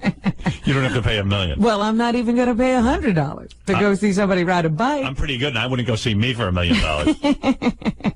Anyway, my pants are too tight. I keep adjusting my balls, but I have nowhere to. Wait a minute. I thought you had lost weight. I did. I lost another couple of pounds, but I bought these other new pants, and how big are your balls? Not very big, but they get squished. Hey, speaking of that, remember the other day I was complaining about my pants being dry cleaned and they were too small and my balls were all squished? You know, I'm trying to wear tighter clothing. Right. Sal and Richard took me complaining about my... thanks, Eric, by the way. Thank you. Please, let me go. Let me go, please. Well, I'm trying to say goodbye for 10 minutes. I had an AGT suggestion for you. Okay. Have you decided if you're going to do another season? No, I can't decide. You know what? They're making me crazy. They asked me to do season 2. My suggestion is, if you do it, have your agent ask them to do the 2-hour show Wednesday night, the 1-hour result show Thursday. That way, there's no serious show to go in. You know what? That's not a bad point. All right, thank you. Huh? That's a good point. Thank you. Thank you. He's not used to hearing me say you had a good point. Thank you, Eric. Couldn't even figure that out. No, Eric the actor is on the phone. Yes, Eric. We haven't talked to him this week. Yeah, I got a lot to get to, though. Good morning. Hey, Eric. What's happening? Not much. Just going to do a couple of things. One, clear the air, because I don't know if you heard or not, but there are... I'm so bored already, Eric. No I don't think we're going to hear it. You're not doing anything, like Gary, you're not doing anything wrong. You're just talking. But you know what I just thought? Oh, my God. Eric, the actor playlist. Yeah, we got to get him on playlist. Do you have favorite songs? Are you a music guy? Do you like music? Yes. Yeah. Oh, we got to do it. Like, could you introduce songs and talk about why you like them? Yeah, I could probably do that. Howard, I'm calling today to clear up a few things. Oh, my God. It's a few things.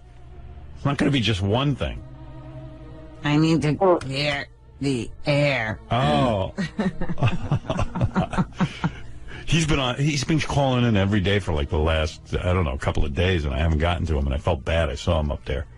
I love Eric, but someday, you got to be I'm in a kind of in a shitty mood, just anticipating how long my day is going to be. Right. Like, today's going to be the day I decide whether or not I'm returning to America's Got Talent, because if I could survive this, I could survive anything. What is it, Gary?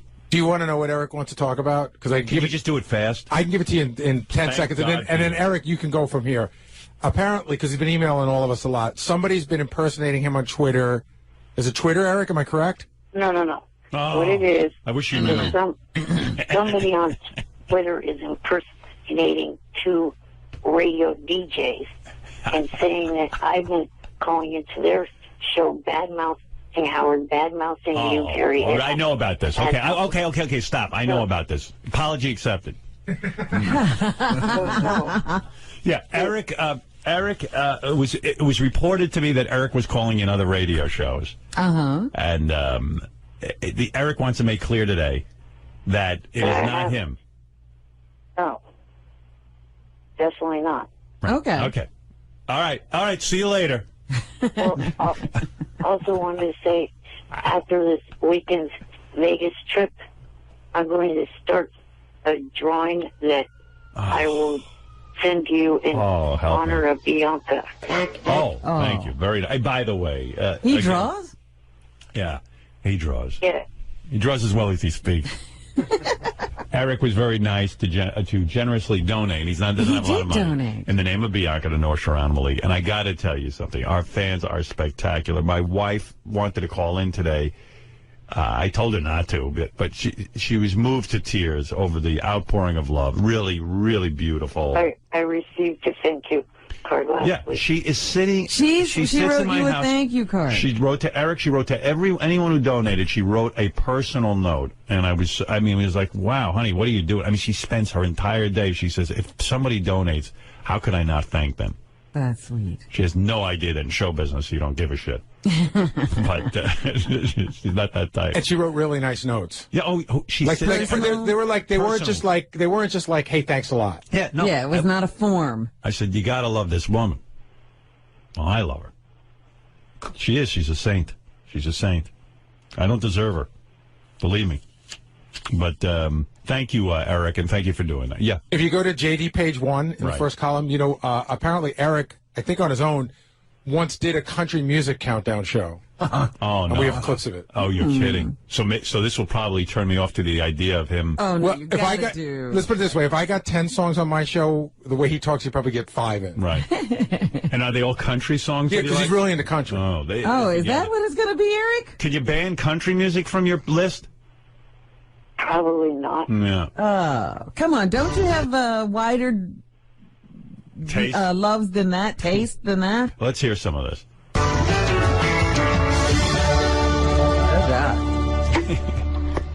That was Jules' debut. Oh my God, where is he? What happened? He's talking still. What happened there, Eric?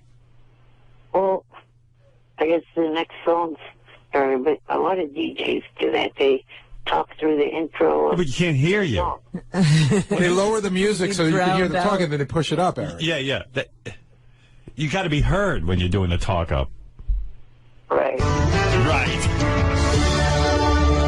got to hear that again. That's a good one. That was Jules' debut.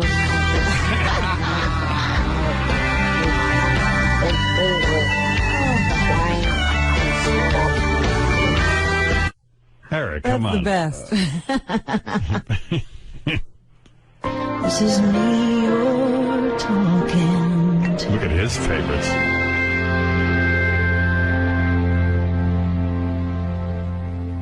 Oh, where is he? Okay, now we have every other. Oh my God! It's toys and clothes. It's a duet by Reba McEntire. Is everybody is okay? This is a new technique. You talk when the vocal starts. Yeah. Okay, here's a song by Reba McEntire. The song's going. It's a disaster, Eric. We got to get you in on Reba's that. already singing. Get Eric on playlist. All right, Eric. Thank you.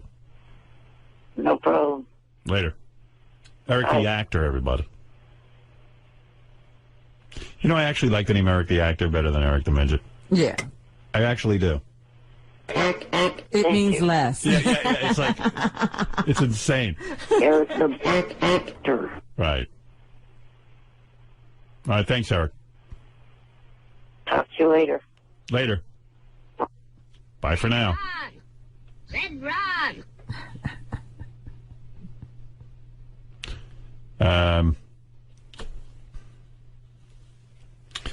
So yeah, getting back to Richie Wilson's wedding. Yes. It's funny to see who wasn't invited. Who was not invited? It's 7:05. I should take a break. 5 after the hour. Let me continue that when we get back, okay? Let's go to Javier. Javier, you're on the air. Hey, good morning, Howard. Good morning.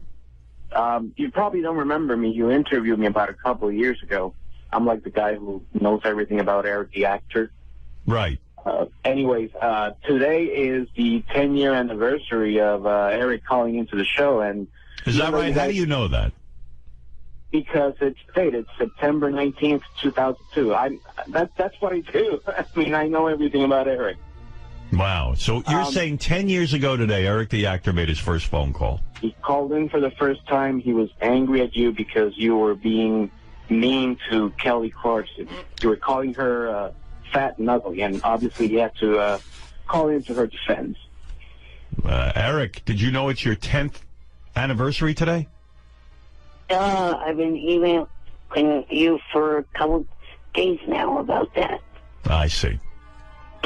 Why aren't we having some big celebration? Gary, that's a question for Gary, Robin. Why is there not a big celebratory event going on here? Maybe this is it, Robin. I think that you should celebrate it right now. I don't think there's... Right. I mean, should I celebrate Marianne from Brooklyn's first week on the air, Eric? Yeah, well, has Eric been hounding you about this? That we should have some sort of celebration? He sent a note, and he just said that he was surprised that you made him wait on the phone for so long because it's his 10th year on the show, and the big line was, doesn't that mean anything to anyone? No. Eric, haven't you figured out that none of that means anything to us? We don't celebrate our own anniversary. Right. I don't even know, like, what year this is that I'm a broadcaster. I know. When people ask, it's 30-something. I don't know. Yeah, I don't care about anniversaries. You know, Howard, are you aware that last week was my 28th anniversary of the show? I actually was not. It was, and I'm not angry that you let it go by. Hey, by the way, Eric, you'll be pleased to know that now that I officially know your 10th year anniversary, we have huge plans for your 20th anniversary. We're going to start now, 10 years in advance. It's going to take us 10 years to plan it. Yeah, Eric, I mean, seriously, you understand that we don't give a shit, right? Was kind of hoping that you would. But Eric, I mean, as Gary just pointed out, we don't celebrate anybody's 10th anniversary of calling into the show. Sometimes Eric can seem really smart to me, and like he seems incredibly with it. And then when he gets upset about dumb shit, I go, "Wow, he's really dumb." I'm retarded. No, you're not. Stop saying that. Don't put yourself down. I'm retarded. You're not serious when you make these calls, are you? I think it's serious. Would you like me to fly you with balloons for your anniversary? No. What would you envision might happen? Let's see if we can make it come true. It's your 10th anniversary. What would you like us to do? Well, some kind of acknowledgement would have been nice. Mm-hmm. So all you want to do is be acknowledged. Right. Oh, I see. Well, that's happened now. Well, maybe Javier can say a few words about you. Well, yeah, if I may say something, and even though Eric apparently hates me ever since he heard of me and when you interviewed me, I'd like to say that on behalf of the fans, I just wanted to say thanks for 10 years of really entertaining calls. I mean, you have to at least acknowledge the fact that he's probably one of the best, if not the best caller ever into the show, just for entertainment value. When is your anniversary, Javier? Of what? Of calling in. It would be, I guess, November. I called in. Maybe we should prepare for that, Robin. Javier. Maybe we need a Javier anniversary, okay? You remember the day you had Billy Joel in? Yes. That's my anniversary. Wow. What a great day. I mean, mark we that brought down, Billy Gary. in for you. Eric, do you think we should celebrate Javier's anniversary as well? No. Why do you hate me, Eric? Because, jackass, you don't know all there is to know about me like you think you do. Eric, I'm only talking about the stuff that you call into the show. Obviously, I don't know anything about your personal life. That's the only thing I'm referring to. Eric, ask him a question and see if he knows it. You know, something you've done on the air. He's not saying he knows you. He's saying he's a fan. I think Javier's a fan of yours. Yeah, that's all. Well, Eric hates his fans. You know how I don't, Robin. You're always throwing them off your whatever you're on, you throw them off. Yeah, Eric, I don't get you. That's because they talk shit about me. There's a whole hell of a lot of them that are still currently on my Twitter page that I have not thrown off. Over 25,000 to be exact. Eric, you blocked me from your Twitter page for like 2 years ago. Why? I don't know. Did he say what you did wrong? No, you know what? I tried to get in touch with Johnny Frado, and I think he talked to him. And according to Johnny in an email, he said, Eric thinks that you're a double agent and you're out to get him. I don't even know what that means. Wow. Did you use the M word, as in midget? Well, I might have at a certain point. But you know what? Even that's one thing I got to say. I've never been mean-spirited to you. If you ever read anything that I said, Eric, it might have been a goof in the spirit of the Howard Stern show, but I have never, ever been mean-spirited to you. I've defended you when people have been mean-spirited to you. I even bought stuff for him and from his Amazon. Well, why don't you celebrate his anniversary? I understand you prepared a list, Javier. Yeah, I have a list of what I think are like the top 5 moments of Eric on the show, at least my favorites. All right, go ahead. In no particular order, the flying with balloons bit, probably the best bit in the show that'll never happen. But the whole thing, you know, when you try to goad him into flying with balloons to meet Captain McPhee, it was great. Thank you. Number 2, the 0.0 call. You remember that? Yes. When Fred played that. Number 3, when he talked to Johnny to put a hit out on that guy Jerry. Yeah, when Eric put out a hit, that was You know great. what to do. You know what to do. You know what to do. That was good. Number 4 would be the whole. You remember Kendra, the girl that he thought it was his girlfriend. Right. The whole Kendra thing. That was. If you listen from January to March of 2009, that is Eric at his very best. And What about, was that the Bunny Ranch chick, Kendra? No. She was a porn star. Yeah, see, there's where I know this guy's not an expert. He said 2009. To be exact, moron, it was 2008. I said 2008, Eric. Oh, I could have sworn I heard you say 2009. No, it's 2008. I know. Javier knows. Last but not least, my personal favorite was when he announced he was doing a modeling agency. No, that was great. The contest was great. Yeah, that's right. Yeah. Eric was going to have a modeling agency, and the girl had to live with him for a minimum of 2 years. Well, he had this whole contest he was running, and the prize was living with him. Yeah, right. You could either get an apartment near him or live with him. Yeah, for 7 years. And then he would manage your modeling career. That's right. Now, how did that work out, Eric? Did you ever get anybody to do that, Eric?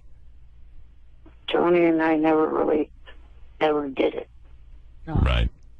Listen, Eric, even though you might not change your opinion about myself, there's nothing but love coming from here, and just... Would you consider unblocking Javier on a probationary basis, Eric, in honor of your anniversary? Maybe. I don't know. I don't even remember what his username was.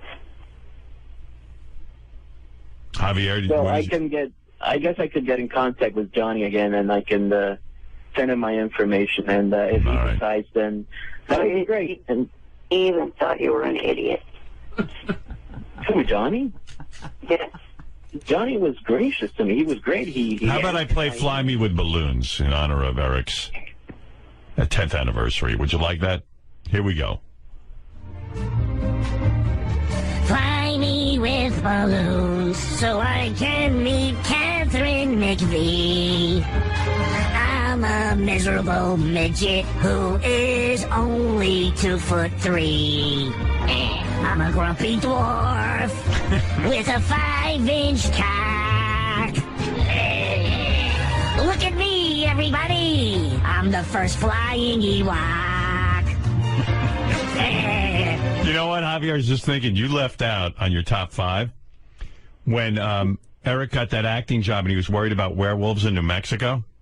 Yeah, that was great. That was a great moment. Come on. What about Howard? What about that time when he did that In Plain Sight, and he was going to sue the production company because they didn't give him like one bottle of Pepsi? Right. Missing bottle of Pepsi. Or how about when everyone wanted him to go in another show where his head would explode and he wouldn't do it? Yeah. Right. Well, how about all the roles he won't take? Right. He refuses to play certain parts. But come on, the best was when he was afraid of werewolves in New Mexico. Yeah. Speaking of the fact of shows that, or roles that I would take, I sent a list of different shows that I would like to appear on. Yeah, I got the same list. Actually, I don't know if you know this, Eric, I've been working on Whitney Cummings to put you on her show. Yeah, I talked to you about that a couple of weeks ago on the AGT show. Actually, Beth was approached to be on the Whitney Cummings show, and I said to Beth, can you write back to Whitney and say you can't do it, but Beth was unavailable, but would she consider Eric the actor? Oh. And yeah, they go up for the same roles all the time. Well, I mean, in other words, like sometime in the future. And Whitney wasn't opposed to it, actually. Yeah? Yeah. Tabitha told me that Chris D'Elia was asking her about me. I said to Whitney, maybe like Eric could play your abusive boyfriend or something. Well, her character has the voice of Chris D'Elia. Yeah, but you're the new boyfriend who's abusive.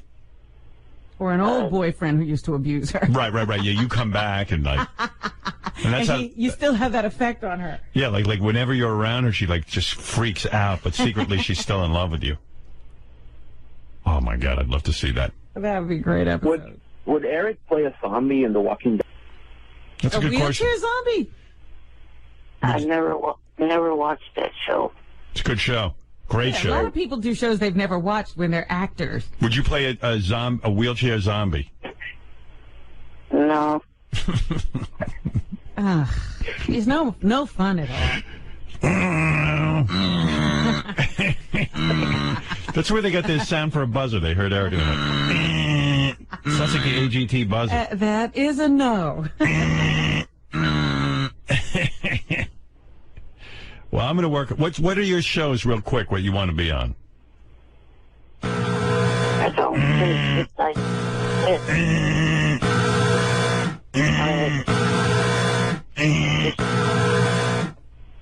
Can you let me speak? Yes. Yeah, it's rude to ask a person a question and not let them answer. All right, let him to answer, please. The shows range on networks from Fox, all right, ABC, CBS. Go ahead. Let's hear the list already. You want the whole gamut. Yeah, you don't have to intro it.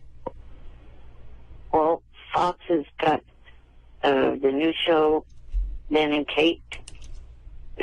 I watched the first episode of that already on demand. All right. Yeah, it's a good show. Go ahead. You do that one. Yeah, he'd do that. New Girl. Okay, that's a current series. Okay. Yeah. Can I just help out a little bit? Because he'll tell some other ones, but I have two that he sent me because he's got plot line ideas for himself. Let me hear it. Okay, he wants to be on FX Anger Management. My character could be an actor that has been sent to Charlie for help because I trashed the set when I noticed craft services was out of Pepsi, and Ronnie could play my limo driver with his own anger issues. All right, and what's the other one? Also on FX, Sons of Anarchy. Oh, yeah, I watched that. I love it. The storyline could have them making a delivery of drugs or guns near Carson City, Nevada, and they stop in the Bunny Ranch for a break and have some fun with the girls. I could be in the Bunny Ranch parlor where they hang out talking to some of the girls.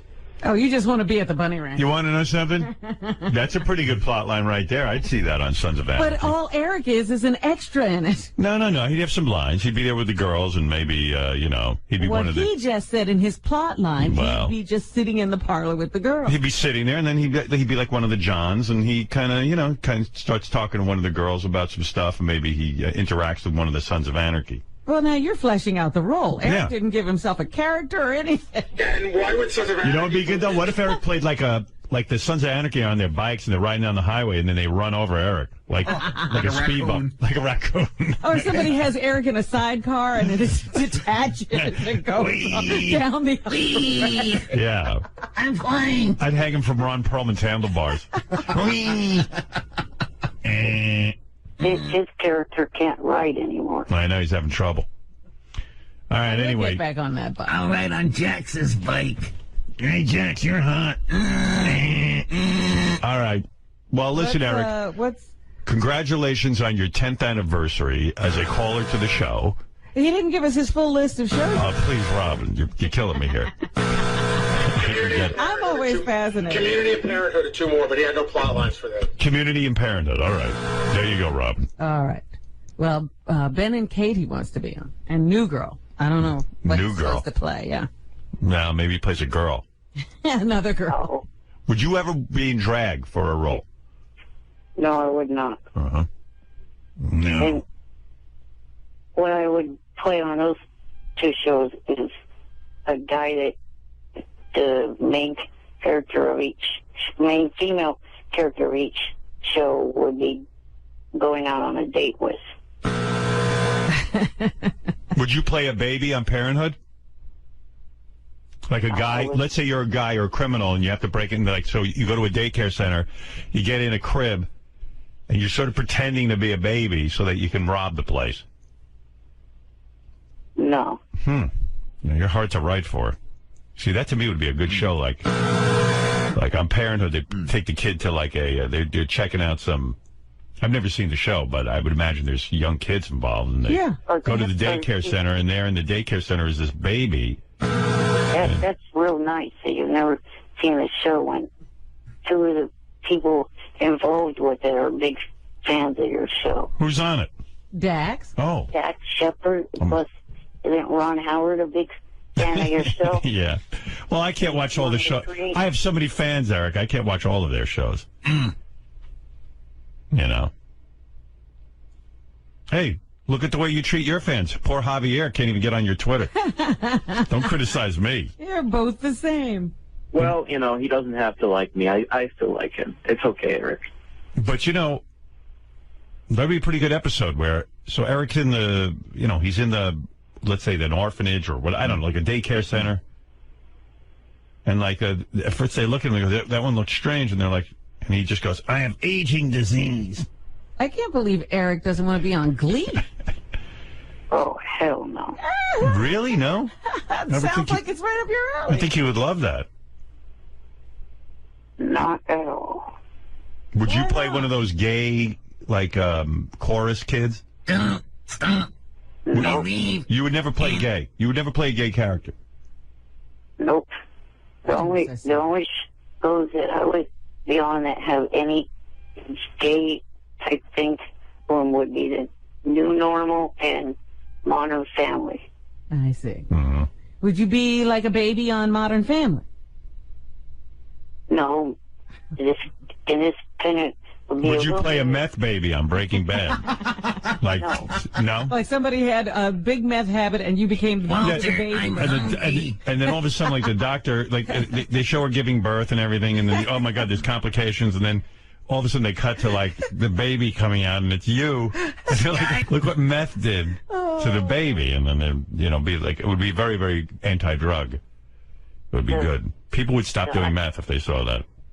The idea that I came up with for Modern Family was I would play a math teacher for Manny, and my character would get the hots for his mom. All right, well, anyway, hey, happy anniversary. Javier, I hope you get added back to Eric's Twitter following. Let's hope so. Eric, are you political at all? Have you come out for Romney or Obama? I'm Democrat, so yes, I would go for Obama, not Romney. Right. As Jesse Ventura would say, you're a Democrat. Right. I'm a Democrat. Are little people allowed to vote, Robin? Yes. Yeah? Oh, I didn't know that. Yes. Only for felons aren't, but little people are. Yeah, I didn't know if you guys were allowed to vote. It's an age thing, not a people. I just wanted to ask Eric that question, see what he said. And I was wondering, do you have any... Don't you think that's against, like little people, how do they vote? Because those things are up high. The I'm sure they get help. What do you do, Eric, when you vote? Do you do absentee? Yeah. Absentee ballot. I was trying to ask, do you have any prize money? Oh, boy. In honor of your 10th anniversary? To Eric, not Wendy. Yeah. I don't think we do, actually. Although we do have money for Javier, your fan. Oh, great. Can I ask you something, Howard? Yes. Do you think it would be fun? I think this is one of the things that bothers Eric. Do you think it would be funny at all to pit Eric against myself in an Eric the Actor trivia contest? Like, in other words, see who can answer more questions? I mean, wouldn't it be funny if I actually beat him at knowing more about himself than he? Yeah, we got to have some money for that. What is it, JD? He's doing a block party this weekend. He doesn't need any money. Oh, he's getting paid. What is that? Yeah, he's getting paid. Doesn't he get a couple of grand for that? Oh, I don't know about that, but I mean, I don't know why he's begging for money. You're getting paid this weekend, aren't you? Yeah. Stop being a freeloader like Mitt Romney says and go to work. Now, maybe Mitt Romney's onto something.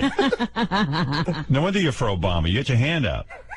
Thanks, Katie. If you call that a hand. Gary, do we have any, is there a way that, in the commercials we could put together really quick a 5-question contest between Javier and Eric for, some money? I think I have some money, but what kind of a contest? Where we ask Eric the Actor trivia about his various appearances on the show, and then see who can answer more questions. Javier's claiming he can beat Eric at his own trivia game. I definitely have the money. Let me see if I can work on the game. Yeah, I mean, it's short notice. I don't know anything about Eric the Actor, so I don't know that I can be much help. I would want to hear that. Would you, Robin? I'd love it. All right, Eric, hold on. Javier, hold on. Let me see if I can throw something together. I'm not guaranteeing anything. Can I quickly make a couple little promotions? Oh, boy. Can you wait till after the commercial? Eric, it's not a good time to promote when you've bored everybody to death. Yeah, right. No one wants to see you now.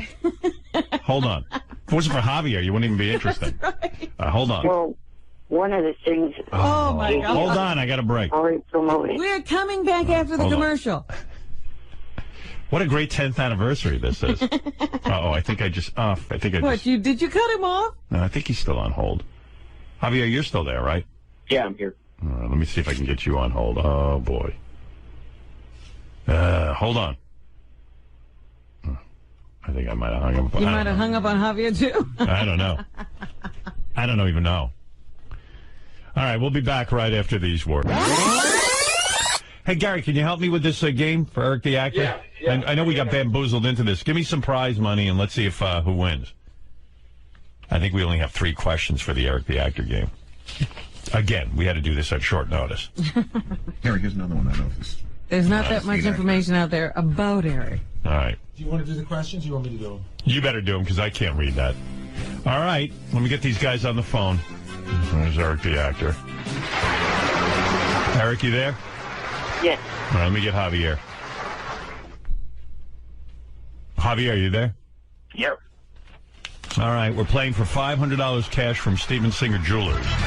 Visit IHateStevenSinger.com today. Great guy, Steven Singer. Give you a good deal. All right, here's the game. There's going to be 3 questions. So therefore, someone will win. You got to have the best 2 out of 3. Right. Right. All right, now, nobody blurt out any answers. Here we go. I'll go to Eric the Actor first. Ask him the question. If he gets it wrong, Gary, I assume we'll go to Javier with the same question. Right. Correct. Don't blurt out answers. Robin, shh. Okay. All right, here we go. Don't blurt out the answer, Robin. Robin's an expert. I'm reminding myself. Right. All right, here we go. Eric the Actor first. In Eric's first phone call to the Stern Show, who did he say were the top 2 chicks he masturbated to? Eric, go ahead. You have very few seconds to answer. Eric, are you there? Yes. Who were the 2 chicks you said you masturbate to? He's on the internet. Cut up. That's why I'm making him answer right away. Eric, answer now. All right, Eric, we're going to hit the buzzer. Wait. Take a guess real quick. I know one of them off the top of my head was Beverly Mitchell. All right, Beverly Mitchell. And who else? Yeah, you need both. Why would you give up the name now that it's going to go over to Javier? Who knows if he's right. All right. Eric, I got to give you a no. You did not mention the two women. I'm not going to say whether Beverly Mitchell is right or not. Let's go to Javier. Javier, who are the two women? Well, actually, that's a tough one. So I'm going to say one of them is Beverly Mitchell because he said it. I'm going to say the other one is Pamela Anderson. All right. Is he right? The answer is Beverly Mitchell from Seventh Heaven and Britney Spears. All right. Well, you're both wrong. Both wrong. Sorry, guys. There'll be no money for you on base of that. Now we could wind. No, never mind. Go on. All right, Javier. Yeah, I know. I might have another one. All right. Javier, you're going to go first. Gary, ask him the question. Javier, who were the three celebrities in studio with Eric the Midget when he came in for his only in-studio appearance in 2008? Javier, who were the three? All right. It was Diana DeGarmo. Go ahead. It was Natalie Maines. Go ahead. And the wrestler, fuck, I forgot his name. The wrestling guy that came in with Diana DeGarmo. Oh, man. You're running out of time. Hurry. Could be the name of a wrestler.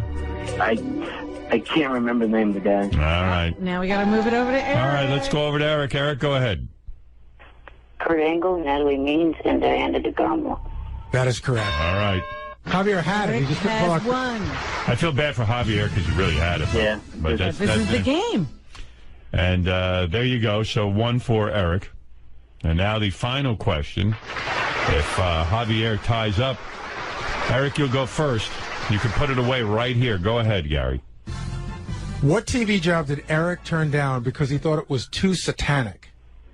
Eric? The animated cartoon on the Cartoon Network. Is that correct, So, Gary? I don't remember the name of the show. Oh, he doesn't know the name? That is incorrect. You do not know the name of the show, all right? Javier, you can get back in the game. Gary, give him the question again. What job on TV did Eric turn down because he thought it was too satanic? It was a satanic cartoon. I don't think he said the name of the show, but there's not a name of a show, it's a particular network. What kind of question is that?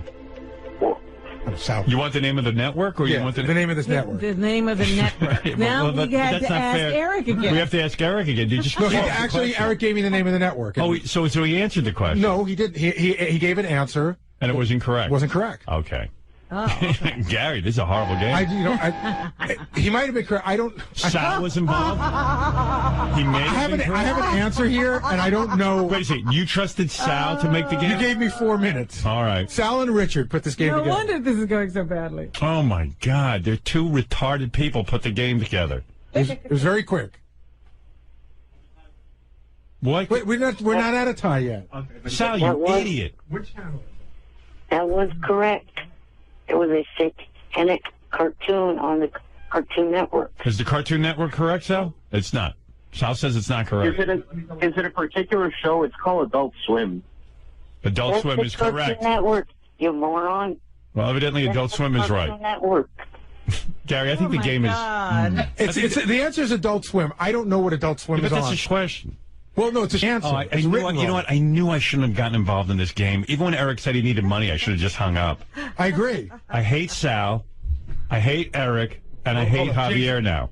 I'm sorry. Yeah. And they did nothing wrong. Can I say something? Adult Sal, you're such a stink. Oh, can I tell you something? Yeah. Okay, I'd rather you say I can't come up with a game. No, I can. Okay, go I ahead. had to come up with immediate facts that had documented 8/9/11. He said he turned down a satanic show from Adult Swim. And that was it's a cable television network. Well, I didn't know. I didn't space know with Cartoon Network. Right. So I didn't know it was a network, but it was for the Adult Swim But I'm show. saying the question, so... It's so specific. What did he turn down? What satanic role did he turn down? And he made it perfectly clear. What satanic role did he turn down? But you were looking for the name of a network. Or a show. It just said, what satanic show did he turn down? Right. And so when he said Cartoon Network, I'm looking at Adult Swim. I don't know what that means. You wrote a question that's ridiculous. It's for Adult Swim. He said, yeah, but we don't know. Listen to, read the question you wrote down. The question, can I have the question, please? You didn't ask for the name of the network. But it was specific. Right. You wouldn't say NBC. Oh, my God. You're retarded. It's impossible to deal with you. You just love doing this to me. No, you can't explain. Yes, I can. Go ahead, read the question. What job on TV Did Eric turn down because he thought it was too satanic? But that's not Adult Swim. Adult Swim is the show. No, it's a network. Well, then it was documented that way, Howard. I can show you the document. Sal, why can't you admit you up? What am I up? There's nothing clear about that question. We're asking. We don't know what you're asking for. You could never write for a game show. What are you asking for? Adult Swim is the name of the network. You got to say, what was the name of the network that Eric almost worked for? It was the Cartoon Network, Howard. Adult Swim is on. But that's not your question. Read the question What again. job on television did Eric turn down? That What has job? nothing to do with a network. I agree, but there is no I never said a network in here. But the keyword is satanic. There's only one show he turned down that was satanic, was Adult Swim. Adult Swim's the name of a network. It's not a show. It's not a show. Well, Jason Kaplan just said that it's on the Cartoon Network. No. It is a network that shares space. Okay, but it was it was documented. You're an idiot. It was documented when he called in. He said this specifically. This is a specific quote. Listen to me. Your IQ is so corrupt and low. Stop. It is that not. you don't even know what I'm saying to you. Yes, I do. It's not a question of. I know what a network is. Like you work at AGT. The network is NBC. I know the difference. So what would the question be? What show were you on television? AGT. Right. What show did he turn down satanically on TV? He didn't turn down Adult Swim. That's not the name. What? It doesn't matter. He's satanically. You're an idiot. You're a moron. When he explained it. You know what a moron this guy is? I got to tell everybody. Hold on. We're in the middle of a game. I know it. I got to tell you what a dummy he is. We're stopping the game for a second. I'm not a moron. I come up with good ideas here. Ideas. So yesterday. Eric the actor, you're on the air, but you got. I can't spend a lot of time with you today, Eric. I was just calling because, what Shirley said yesterday, even though he apologized, still has me a bit pissed off because, I do these shows, I go to them, I enjoy being at them, and two of the times that I've done them this year, I've got people, either fans or him, talk and shout me afterward. Okay, so thank you. Eric, you've never called up and been to anyone here on the phone. You've never said things about people. You're like the biggest dick of all on the phones to people. And you're pissed because I made one joke. What was the joke even? I don't even remember. And Nobody I apologized to you. And I apologized to you. Now I'm taking my apology back, and I want one from you. You should see Gary I can't figure Eric the actor out because Gary got a 2-page letter from Eric directed at Johnny Fratto, his agent. And Shirley. Yeah, and I get everything that Gary gets. But. Yeah. Gary has to filter all of this stuff. Well, Gary gets it's not meant for Gary, it's meant for Johnny Fratto, but Eric CC's him on it. Oh, I see. And Gary started reading it to me. It's like this dense 2-page letter about how Johnny Fratto is failing Eric and how Johnny better. I don't know if it's a bit. And read some of that. Give me the synopsis, Gary, because it goes on and on and on. It starts off with Eric explaining to Johnny that he's very tired on these appearances, that Johnny needs to be more available, that maybe Johnny could skip going to the Rainbow Room one night and just be available via phone for Eric. The trips are long. Eric's in a lot of pain, so he needs extra money for pain pads and things that he puts on. What's a pain pad? Like some of those things you get from the drugstore and you slap them on and they warm or they cool. Right. Oh, okay. Yeah. But he blames Johnny for all of this. Well, Johnny didn't get him to pat. Right. Johnny's the manager. Eric shouldn't have to ask for pats. Johnny should be there holding them. That's what I get at. He wants Johnny to pay for those things. Right. See, Jan is the guy who's supposed to get those things. Right. Then it goes into a whole long-winded thing about how he's pissed off at Shuley, how Shuley made him look like a bad person, but if he goes out to do these appearances and people see he's not the same person. But the one that really made me laugh was this whole long thing about business and everything, and then there's a second one. Oh, yeah, Johnny, I forgot something. Jan reminded me, we discussed that you should be combing the crowd for my groupies, and that they would go back to the room with me. So I can't tell if this is a goof or not. Eric, is that for real, that Johnny should be combing the crowd for your groupies? Yes. Groupies? They're Eric groupies? Don't you think that's demeaning to Johnny to have to sit there and comb the crowd for your groupies? I mean, honestly, I don't know if you're serious or not. Why is there an S on the end of groupies? You're expecting quite a lot. I can't tell if Eric's for real or it's a shtick. Hello? Hello. Yeah. Just wondering if you've got Johnny on to explain his part. No, Johnny's tapped out, dude. I talked to Johnny over the weekend. He said he woke up this week to an angry he goes, I woke up to a little person yelling at me about missing the 10-year anniversary on this show of calling in. Eric just called I don't think Eric's for real. I think Eric knows there's no groupies. And I mean, Eric, if you had groupies, Are you serious? I think he really means this. Eric, don't you think your groupies would have kind of contacted you and gotten involved with you there? You wouldn't have to comb the crowd. No. Groupies are they make themselves known. Eric has shy groupies. Why? I mean, Eric, didn't you get enough attention at this last? I saw some of those pictures. Johnny, you got reamed in this 2-page letter. Johnny? Yeah, I'm here. I said you got reamed in the 2-page letter. He does think he has groupies, by the way. That's A. B, look at how many patches he want. If he would be the Mummy if he got all the patches. Plus, Howard, you got to explain to him. Those patches aren't good. They put something in your system or something. Why at this point, Johnny? Like aspirin in them or something. Why at this point are you still involved with Eric? That's what I mean. Do you enjoy it on some level, or do you enjoy the notoriety? Howard, you know what? It's like anything that you get. You know what I mean? It's kind of like I went too far, and there are times that he can be nice. But, you know, this last 6 months has just been horrifying, and I've been telling him that. And then what do? You get calls at home where he's, like, yelling at you that you don't get groupies for him? He calls me 30 times a day, no matter what I'm doing. If I hang up, he'll call back in, like, 3 minutes. If I tell him I'm in a shower, he'll call back in 1. Is that true, Eric? I'm telling you. Maybe. Eric, you just asked me to play basketball with my son.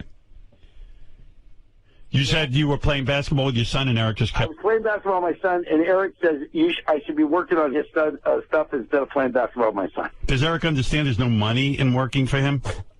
Like you would well, make... that's because Johnny's not working hard enough. He does understand that. He does understand that. And that you'd be bankrupt if you really were his manager? You know, he'd be, oh my God. You know, the other night I went to that show, to Ronnie's block party.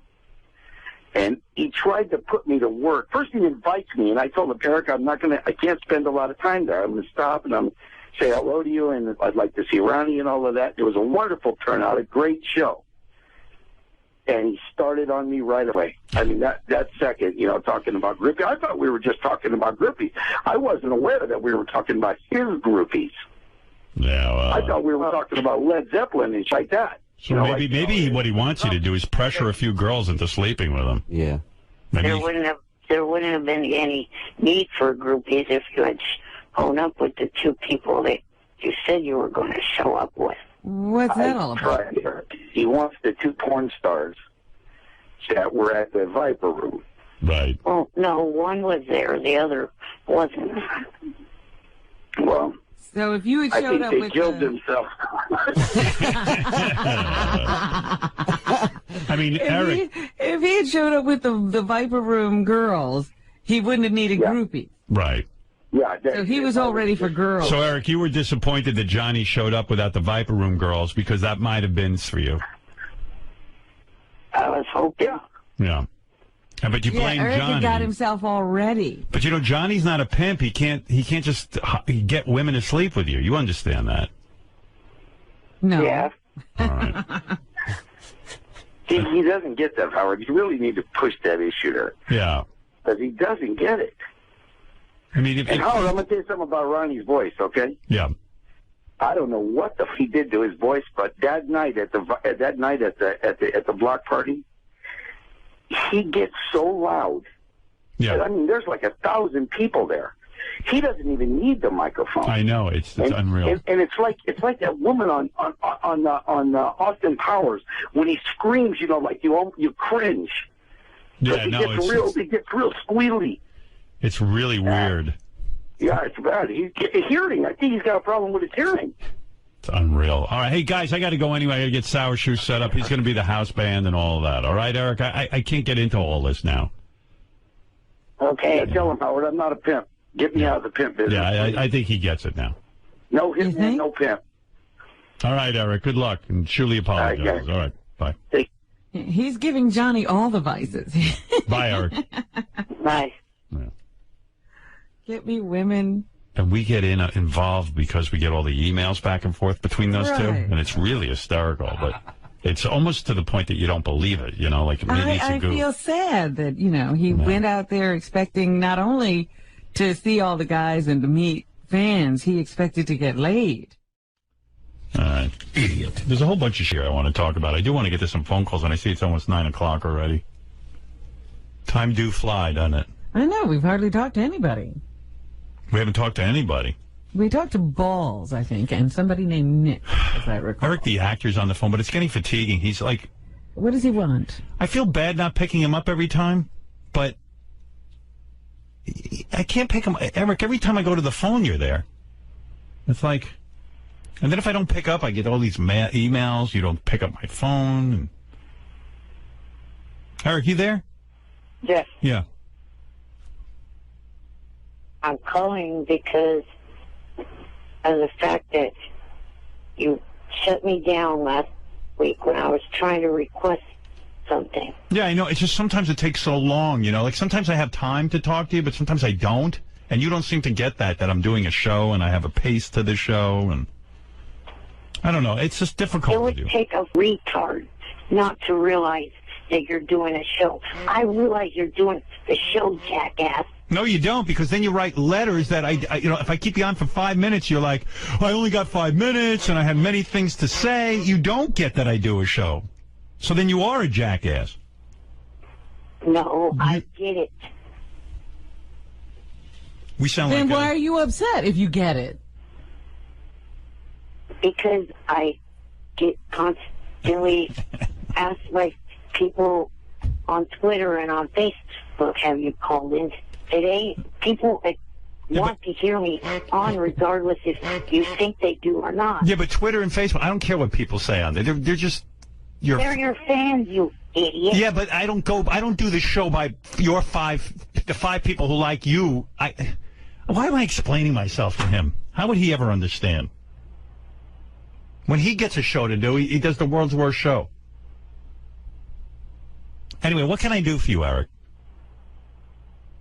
This weekend, this upcoming weekend, your guest for tomorrow is going to be a part of the TNA pay-per-view in Phoenix, Arizona.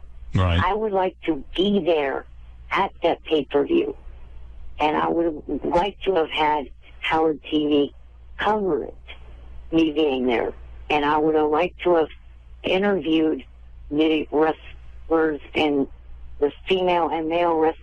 I've explained to Eric, I've explained to you before, some things we cover you doing, and some we don't. Like when we got you that TV show that you acted in, we covered that.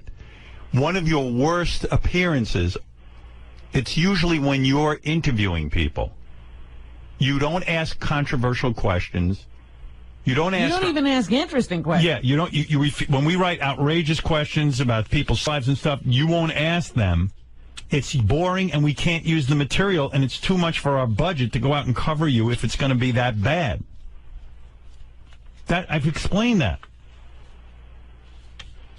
You're not willing to ask questions that are interesting. It's basically an opportunity for you to hang out with wrestlers that you enjoy. Right, you get to meet people you admire. That's not very entertaining for us. Yeah, and you sit there and go, I love you. And then you give them a list of all the movies you've seen them in. Right. I mean, how many times have I explained this? Can I make another point, too? Yeah. Like, you want to be our correspondent, right? So a correspondent, we send to things that we think they should go to. You don't want to go to anything we want to send you to, but only the things you want to go to.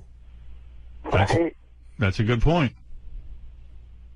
We need a guy who's going to get in there and ask, funny questions. You really... And we're willing to write you the questions, but you're not willing to say them. He's sort of using the show as like a travel agency vacation thing. Right. Like he really wants to go to this, so he'll say, well, I'll ask questions. Can you imagine if we really did want to cover this event? Like, the hell he'd put us through? Here's the thing. If you guys are thinking, oh, we don't want to pay for plane tickets, I can handle that because one of your fans that I met at the Ronnie block party shows she's a female flight, and it was Southwest and could get buddy passes for. Yeah, but Eric, you're not understanding. For us to take part of our budget for Howard TV, like I would have to like I could probably produce another cartoon or something on Howard TV that people love, but for us to take part of our budget to fly down and cover you, which is basically great for you because then you get to be like a big star there and people pay attention to you and we take care of you. Instead of doing that, I can do 20 other things. And I know it's going to be a bust because when you get around these guys, you're not going to ask one funny question we put you up to. Right, and also add to the fact that you're taking the writing staff away for an hour or whatever it is. They're going to write questions for him that he's not going to ask. Yeah, which, our guys who write for the show, we put a lot of effort into this. And then you kind of disappoint us and don't ask any of the questions. Here's something that you, for some reason, neglect to realize. You realize, or you don't realize, I should say, that you have a lot of fans within TNA and also WWE, plus a lot of the fans that watch these programs. Yeah, but they don't want to be bored by you. Right. In other words, if I were gonna cover this event, as you say, for our fans, I would send Wolfie, who's interesting and funny, and ask the questions we give him. Right, and they'll probably get thrown out, which is even funnier. You're a fan going to a TNA event asking sycophantic questions. Trying not to piss off the people you love. Sycophantic. That's Cinco. I got so let Eric will just stay on the line. I'll get back to him. I got so pissed off yesterday. Oh, there was something I wanted to tell you. Oh, Eric the actor's on the phone. I got to tell him something. Hey, Eric. Yes. I tried. Someone sent me a tape of you on that wrestling TNA show. It is so horrible. Haven't you fixed Eric yet? I can't fix Eric. He insists on the same delivery. I mean, I never heard a show like this. Yeah, first of all, I felt it was insulting. They had Eric on TNA Wrestling, and Eric is making predictions and betting against this other guy making predictions. If you can imagine, I'm already bored. But on top of that, they didn't show Eric on TV. They just used his voice, which I feel because of his disabilities, they didn't show him. Am I correct, Eric? No, that was actually by my own choice. Why is that? Why would you go on TV and not be seen? Well, for starters, there was not even TV, it was the internet. Yeah, but it was a TV internet show. Yes, but it was only shown on the internet, not actually on TV. Oh, it wasn't shown on TV? I thought it was on TV. No. It was recorded specifically for the internet. Robin, you couldn't sit through 30 seconds of this. Not only are the two hosts horrible, but I didn't care about any of it.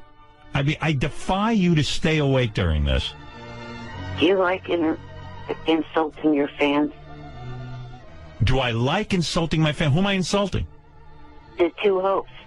Well, they're both fans of yours. Well, then they must be stuck with you. That's the problem. They're probably fine on that. I mean, this Eric is... You want to hear a little of this? Sure. You know I'm always interested in Eric's work. Yeah, but I'm telling you it's boring. Eric, obviously a lot of money at stake here, all for charity. We're going to run through the matches. Mike, you were prepared. You were the professor. Different pattern that isn't as bright. To be honest, I think they were a little disappointed the first time around. I don't think they really liked what they saw. I want you to like it too, you know? Okay. I presented to Scott and Doug about 4 or 5 different versions, and I could tell around the 4th time we were getting really close. And around the 5th time, you know, we locked in on something that they liked. At that point, we took it to Howard. All right, what is this? Okay, so what we're doing, we're remodeling the studio. We're not rebuilding, we're not restructuring, we're just remodeling. So we're updating everything, the shit's run down, it's ripped, it's whatever. It's very important what we have in the background and what our studio looks like. So yeah, the guys are gonna, it's important that the guys consult me on that. Very nice. Couch, put a shroud over this. Nice. Enhance everything with lighting. Impressive.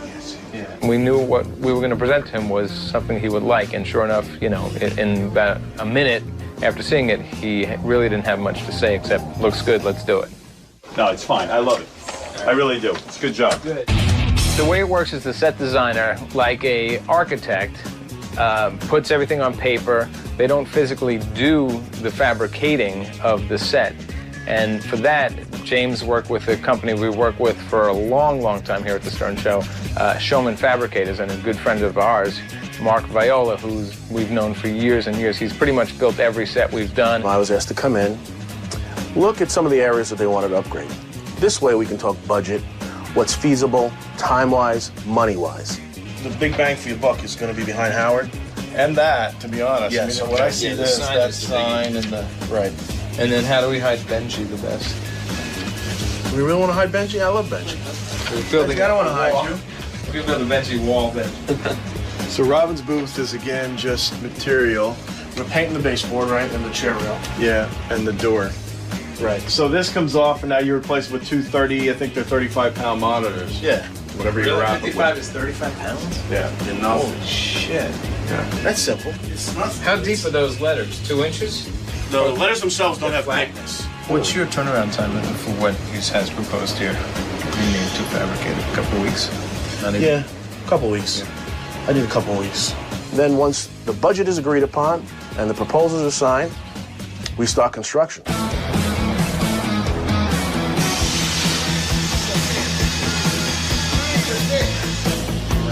What we tend to do at Showman Fabricators as well is keep in mind that we're not only building a piece of scenery or a studio set, we're building a work environment. These individuals, not just Howard, but Benji and Fred and Robin and everybody that works here, work in this studio all day. So they see it from all angles. So it's not like, you know, what you don't see, that monitor shroud that's covering Howard's monitors on the other side looks just as good. It's important that it looks as good to Howard as it does from the camera's point of view. So that's also been a moving trend in the industry that I think Howard and his gang have really picked up on. It's not just scenery, it's a working environment. The 3-day install went as follows. First, we went in and pulled out the old crap.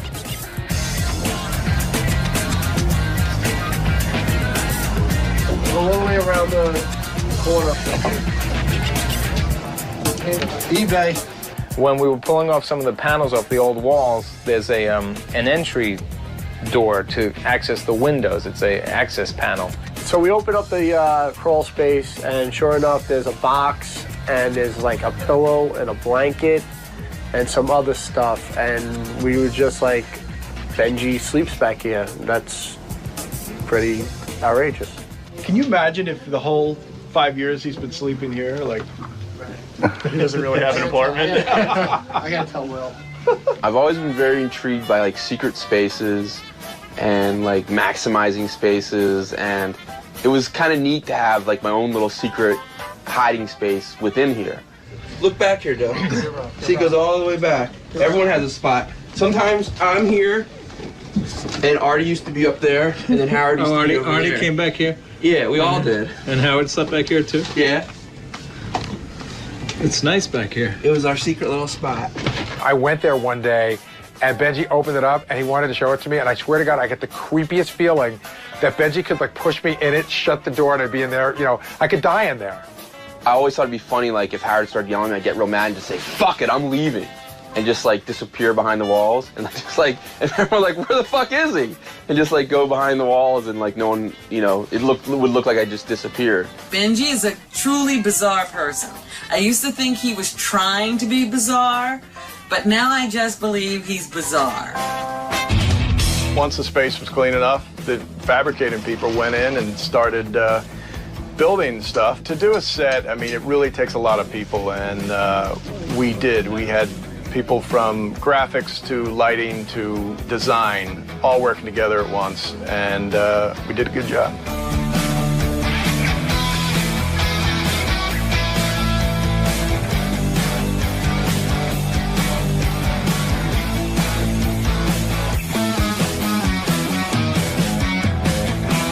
The biggest changes in the studio were, one, the couch. We had an orange, crappy couch that I think we bought for about $300, and it made noise every time people sat on it. So we went with a new purple plush sort of funky pattern type material, and it's much better. Monitor-wise, we got rid of the triple 32-inch monitor, bulky, white, right behind Howard thing, to a real slick, thin LED monitors, 252-inch, with some red LED wrapping around it and a new graphic pattern to put in it. The walls, of course, were all changed from the blue camo to a purple Sonex acoustic material, and the logo Howard Stern Show was added to that. We added a small 22-inch LED monitor so that our tracking camera has something to play off of in the foreground above Robin's booth. It was a good feeling when everything went right, because so many times, you know, the 99% of good gets outweighed by the 1% of bad. And in this case, there was no bad. I felt really good, and I was pretty confident that Howard was going to like it. Hey, we got a studio makeover. Looks beautiful. I walked in. I almost walked out. I didn't recognize the place. Yeah, I saw you leave. Boy, that looks very nice. It is interesting. I thought it looked great. I really did. I'm usually pretty particular, and then when I see stuff that I'm in on, but I all of a sudden I'll go, oh, it's not right or something. But I thought it looked really good, actually. I enjoyed the new background. I thought that looked pretty cool. I think overall the show always needs to be freshened up in terms of look, even in terms of content, but also just the look of the studio is exciting for fans of Howard TV. I think the biggest displeasure I had about the studio remodel was that everything was sort of set and done without me being brought in.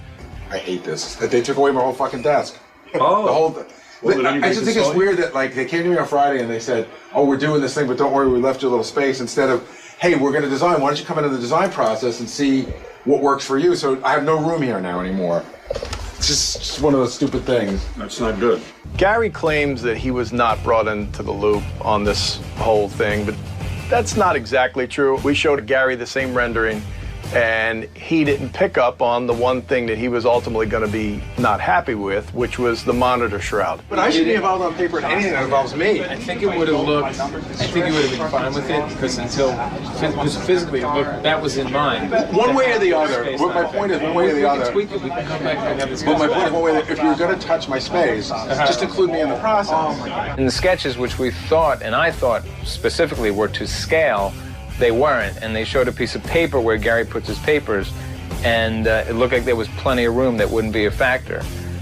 When the set got installed, that space was significantly smaller and clearly affected Gary's workspace. We could probably raise it. We'd probably have them shave a layer off. We'll take a look at it after. Get it up higher, and that's it. I probably could work with that. I probably could work with that. We talked to the Showman fabricators, and we started from scratch and redesigned a new one with same height, same coloring, same materials, but just a little more shallow. In addition to doing a whole new set, we also did brand new graphics for the show. Behind me, instead of that fire that we used to have, it used to look like I was in a fire, like Satan's hole. There is a huge set of a picture of Times Square. We worked with this guy, Travis Johns, who's out of Houston, Texas, a great graphic designer. I took what Travis, our graphic artist, gave us, which was the backdrop of Times Square, and then I added a lot of graphics to it. I wanted to make it more fun, more Howard Stern-esque. I'm always going to be able to add things. If you have a new whack packer come on the show, I'll put that in there. If I have an argument with, say, Will, and want to get back at him, I'll add a little graphic for him there. Scott has Black Cloud Diner. Jason's got back hair. You have anger issues. That's what you have in real life, so that's why I put it there. I have anger issues because douchebags write shit under my name like that. And the fans are always going to be able to watch it and see what changes, so it should be fun. Everyone get in here. Come on, it'll be fun. Everyone get in. Hey, come on in, you too, Doug. Good. Don't be on the window. Come on. Come on in. All right, you know what? I don't want too many people back here. I'm not falling out the window. I got like 30 people back there. Yeah, it's pretty far down, though. Yeah. Come on in. By the way? Yeah, it's my little secret. Come in? Come on in. Yeah, come on in, Doug. It's tight back here, Bench. How do you have parties back here? My little secret. Ow! Dude, I think I found a shower. Oh, what do you set that?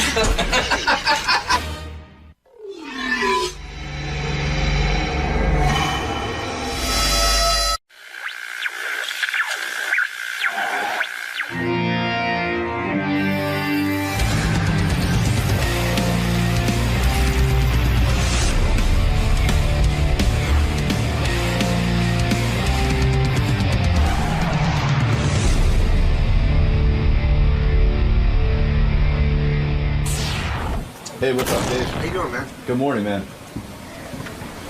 So you're expecting another impersonator today, or you got it? I mean, you nailed it last time. I'm pretty sure that it's going to be the real Howard. deal. Yeah. Watch your back there, bro. Thanks, man. So what's new with you, man? Oh, man. Well, as you know, it's ungodly time of the morning here, but just chilling in New York City, favorite city in the world, having a blast. That's what's new. Going on tour with Jane's Addiction, February. Here to talk about. I'm here to promote a TV show, but you know how this goes. He'll talk about it for 2 seconds and we'll move on. You'll deviate from the subject. I'm counting on that. Yeah, I'm counting on that. You're an old pro at this place. You know, you're good here. Yeah, I love it here. I mean, I really love it here, and it's. I think what's different about it is that a lot of outlets and a lot of interviewers just like ask you a bunch of shit that they don't really care about. And at least he asks you stuff that he's interested in. You know what I mean? Right. He's not working off a checklist or anything. Yeah, and he could really care less as to like what the liner notes are. Right. So that's kind of a cool thing, and I dig that. You know, it's more spontaneous, and we can veer off in any direction, whereas most interviewers feel real constricted to their agenda, which is never really fun for anybody. Definitely not. All right, man. Cool. We'll see you in the studio. Thanks, man. Dave Navarro is here. Dave, of course, has been in many legendary rock bands. I'm trying to think what rock bands he's been in. Jane's Addiction and Red Hot Chili Peppers. Who else am I missing? Porno for Pyros or something? No, you weren't in them. Jane's, Chili Peppers. It's good enough. Jane's, still in Jane's, yeah. Right, still in Jane's Addiction. Yeah, plenty of bands. What's going on with Jane's Addiction? We're going on tour in February. Boy, what a band. Thank you. I love your lead singer. I love the whole thing. The whole thing that we do. Yeah. Do you play to big audiences? Yeah, it depends. I mean, we'll do arenas. This next tour we're going on is like theaters. Right. Smaller, intimate venues, like 2,000 people. Do you like that better, or is it a bummer in the sense that you can make more dough if you just go out and do something big? It's not a dough issue. It's weird. It's like the bigger the venue, the more lost in the performance you can get. Which is good. Yeah, which is great. And then when it's small, it's really nice to be able to see your audience, but that's also distracting. A little distracting. And also in the smaller venues, like this whole new thing that's happened in concert going for over the past maybe 10 years is that you're just looking at people looking at their phones the whole night, right in front of you. It's weird. They're not looking at you. Like they travel, they park, buy a ticket, wait in line, go into the whole crowd thing to watch the live performance on a screen that big. What are they doing? They're recording you? They're either recording or taking pictures, which is cool. I get that. But does that make you more self-conscious, like where you might actually go berserk and go crazy on stage? You go, shit, everyone's filming me. I miss the connection of seeing people, seeing their faces, seeing the eyes, I always wondered if you really look at the audience when you're performing. You can, yeah, I do. You do? Yeah, for sure. Some guys don't. And that will, hi, Robin. That will dictate, what kind of energy we put on. But it's smaller theater tours are going to be cool. It's a weird thing. I actually saw Elton John fairly recently. It was at a friend's living room. He played a full show. It's crazy. Yeah. He comes to my place all the time and does the same thing. He goes right to your living room. Yeah. No, I'm telling you, this guy I know has a lot of dough. Yeah. and he just hired him for his birthday party. That's awesome. For like $1 million or That's something awesome. crazy. And I'm sitting there in his living room watching Elton John do a 2-hour, like an hour and a half show. That's fantastic. All his hits. It was great. And at one point, even I pulled out my phone because I wanted to show my kids. So Yeah, of course. So I started to tape 2 seconds. Yeah, I mean, yeah, that's yeah. it. Then I want to watch him. I want to watch the guy. I'm Yeah. seeing him live. Who the hell knows how long who knows if I'll ever get another chance. It's true, but it's a weird thing. It's also in the setting that you're talking about. It's totally different. But I'm talking about like the entire audience. It's like, remember they used to hold up lighters when we'd go see bands? Now it's just like I see the glow of the screen. Wow. And it's kind of cool looking for It's robotic. a moment. Yeah, it's a little futuristic, but it's a little off-putting. How's Perry doing? He's fantastic. Perry Farrell is the Peripheral, is the lead singer. Well, I think he's one of the most talented lead singers in the rock business. Yeah, I do too. And yet, I don't think he ever like became a household name. He like kind of just missed, right? I don't know. I don't know that he should have become a household name because he's a little. I think of Perry as being fringe and being a little bit more dangerous. Is it cooler to be fringe? I think so. But not for your bank account. We honestly never got into this for that reason. So I know, but sometimes I watch that reality show. Like Perry's living in a very suburban neighborhood. Yeah. He's which is fine. Yeah. But you expect him to have the big rock star mansion. Oh, he has that now. Oh, he does. Oh, yeah. How do you get that? Lollapalooza. I mean, he's like, he founded that festival. And that's a ton of dough. I would imagine. Like, I'm not here to disclose my bandmates, financial earnings, but it was reported that your net worth. Now, this is some website I got this off of. Then it must be accurate. And I thought this was actually a little high. Okay. Because, I mean, listen, you're a successful musician. How are you counting his money? Well, what the hell? $37 million is your correct. Yeah. It is correct. It's right on the money. Is it on the money? No. That's high, right? No. They had you at $37 million. I mean, I appreciate that. Right. I don't want to dispel that, but that's nowhere in the realm of possibility. But you're a millionaire. You don't have to work. Am I correct, or you do? Yeah, I don't have to. You don't have I don't have to. I just How did you lose all that money? The 36 million. How do you is it hard for you being a great musician, but you're not the lead singer? Is it hard to be the guy standing on the side? Actually, I put out a record, and I was here. I remember once, when you sang, and I didn't enjoy it. You don't like it? No, I mean, I enjoyed the recording process and writing songs and singing them. I'd probably do that again, but I like playing guitar. I like having a great, strong frontman next to me leading the way, and I like getting lost in my instrument. Who was your hero growing up, guitar-wise? Jimmy Page, David Gilmour, Jimi Hendrix. I mean, David Gilmour. David Gilmour. Pink Yeah, right. He's Yeah, probably my favorite. I think guitar. Roger's coming by tomorrow. Is he really? Yeah. Roger Waters. Yeah, I can't wait. Really? Wow. Yeah, I think he's going to come by and say hello to us. I guess I'll come to work. Yeah. Yeah, come to work tomorrow, Robin. You might not want to miss that. That's going to be hysterical. Well, I've met Roger a couple of times. He's quite a character. Yeah, he is. Yeah. He doesn't hold back. No, I just saw his last tour. He did The Wall, which was just the most amazing show. I want to see that. And he's doing it again, so. You like any of these newfangled groups, or are you just like, are you kind of mired like me in older rock? It takes a lot for me to go see a band. Just because I'm in that environment all the time. Yeah. There's a band called Diantword that's coming around right now. They're on tour. I'll go check them out. I'm going to go see Roger again, but it's really difficult to get me out of my home and into a venue. You're still fucking all the porn stars? You know, it's funny. You've said to me, like, hey, I don't understand why women think I'm like I'm a bad guy. If you have an image, you know what I mean? Yeah. But, dude, you fuck tons of porn stars. You don't necessarily care that much about these women because you don't care if they go fuck other dudes. Let me just first of all, that's completely not true. I do. Of course, I care your last girlfriend was a porn star, right? That's right. That's right. And I do care about them. I mean, this is like you're dark. I am dark, but this isn't exemplified in my sexual life. I think that's actually the light. If you were to put it in those kind of terms, one of the reasons why, and I've taken a lot of heat for like the sex working environment, but if I think about it, it's like I'm busy all the time, I'm traveling all the time, and like arguably you meet some of these girls and you see them and you're like, this is the hottest girl I've ever seen in my life, right? And she's professional sex worker? Right. Are you kidding me? What's to not like about that? I understand, but there should be a certain fear of... There should? Because these are very dark people. Yeah, but they that's are. but I see that's on a human level that's not sexual and not superficial. I identify with that. But when you have sex with a porn star, you are getting involved in their life. And sometimes it's more aggravating. It could be aggravating, you know what I mean? And you don't know what you're in for. You get somebody really crazy in your life, you know, they start making accusations. That has never happened. You've never had a bad experience? Never happened. So it's sort of a myth. Actually, to be perfectly frank, I've had more successful turbulent times with just straight up regular girls. Carmen Electra. I'm not saying that. Look, I'm she's just a saying, handful, like, Carmen. No, she's not. No, she's not. She's easy. She's easy. Yeah, she's easygoing, cool girl. Talked to her recently. You did? We're all good. Yeah. No kidding? Yeah, we're all good. Old friends. Old friends, like nothing ever happened. Isn't that something? Yeah. She wanted to have a baby with you. Good thing you didn't. I'm not feeling the baby thing. Not you don't at want to all. be a dad? No. Let's say you fall madly in love. A woman says to you, Which listen, could happen. Like, right. so I don't want to sit here and paint myself as like, you know, this depraved, you know. Well, you are. But I don't want to paint myself that let's way. say, of That's course, the no one difference. does. Right. No, then you can't get any more girls. That may be true, however. But women do say to you that, hey, Dave Navarro, bad dude, he's a womanizer, yeah, he's they this do. and that. Yeah, they do. Yeah. That's your reputation. And you don't understand it. I don't understand it. I don't understand, like, you watch a show like Californication. Right. And the guy on that show is like this lovable, misunderstood character. Right.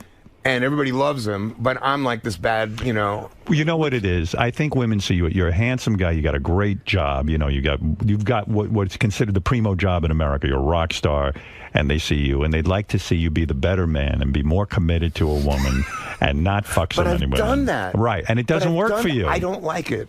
Why are you not feeling a baby thing? You think it's because of your fucked up childhood? Yeah, you don't want to put some kid through that. Would you be a shitty father? I don't think I'd be a shitty father. I know that. Put it this way, Howard. I'm like selfish with my time. Right. I like to do what I want to do. Right. I like to pick up and go. I like to tour. I like to have my alone space in my apartment. You know yourself well, we can make the argument that you're not a scumbag. He's that being you're a good being dad. authentic. You're being a good dad by not having. You're the best father in America, right here. In a sense, because you know that you were selfish and that you want your time, and you're not going to have the time to give to a kid. God love you. I'm not, and that's also it kind of parlays into my relationships. And I'm not saying like I wouldn't if I did find someone and fell in love with them. I'm down to give that a try. Don't get me wrong. But you know, in the same breath, you know, if I you're don't set in your ways. I'm a little bit set in my ways, and I'm waiting for someone to smack me over the head. You are making a lot of sense. You really are. Yeah. I bet you agree with me on this. Let's see. Did you read about these soldiers who peed on? What do you think of that?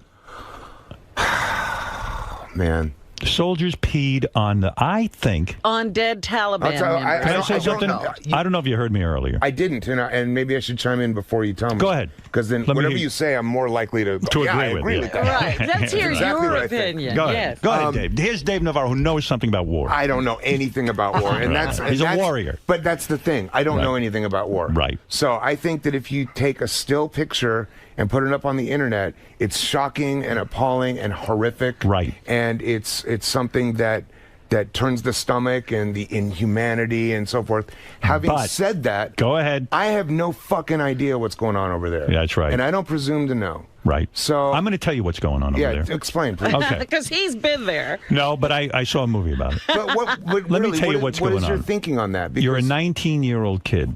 They put you in a situation where, number one, we have the United States military. Their job, they're the ultimate defenders of this country.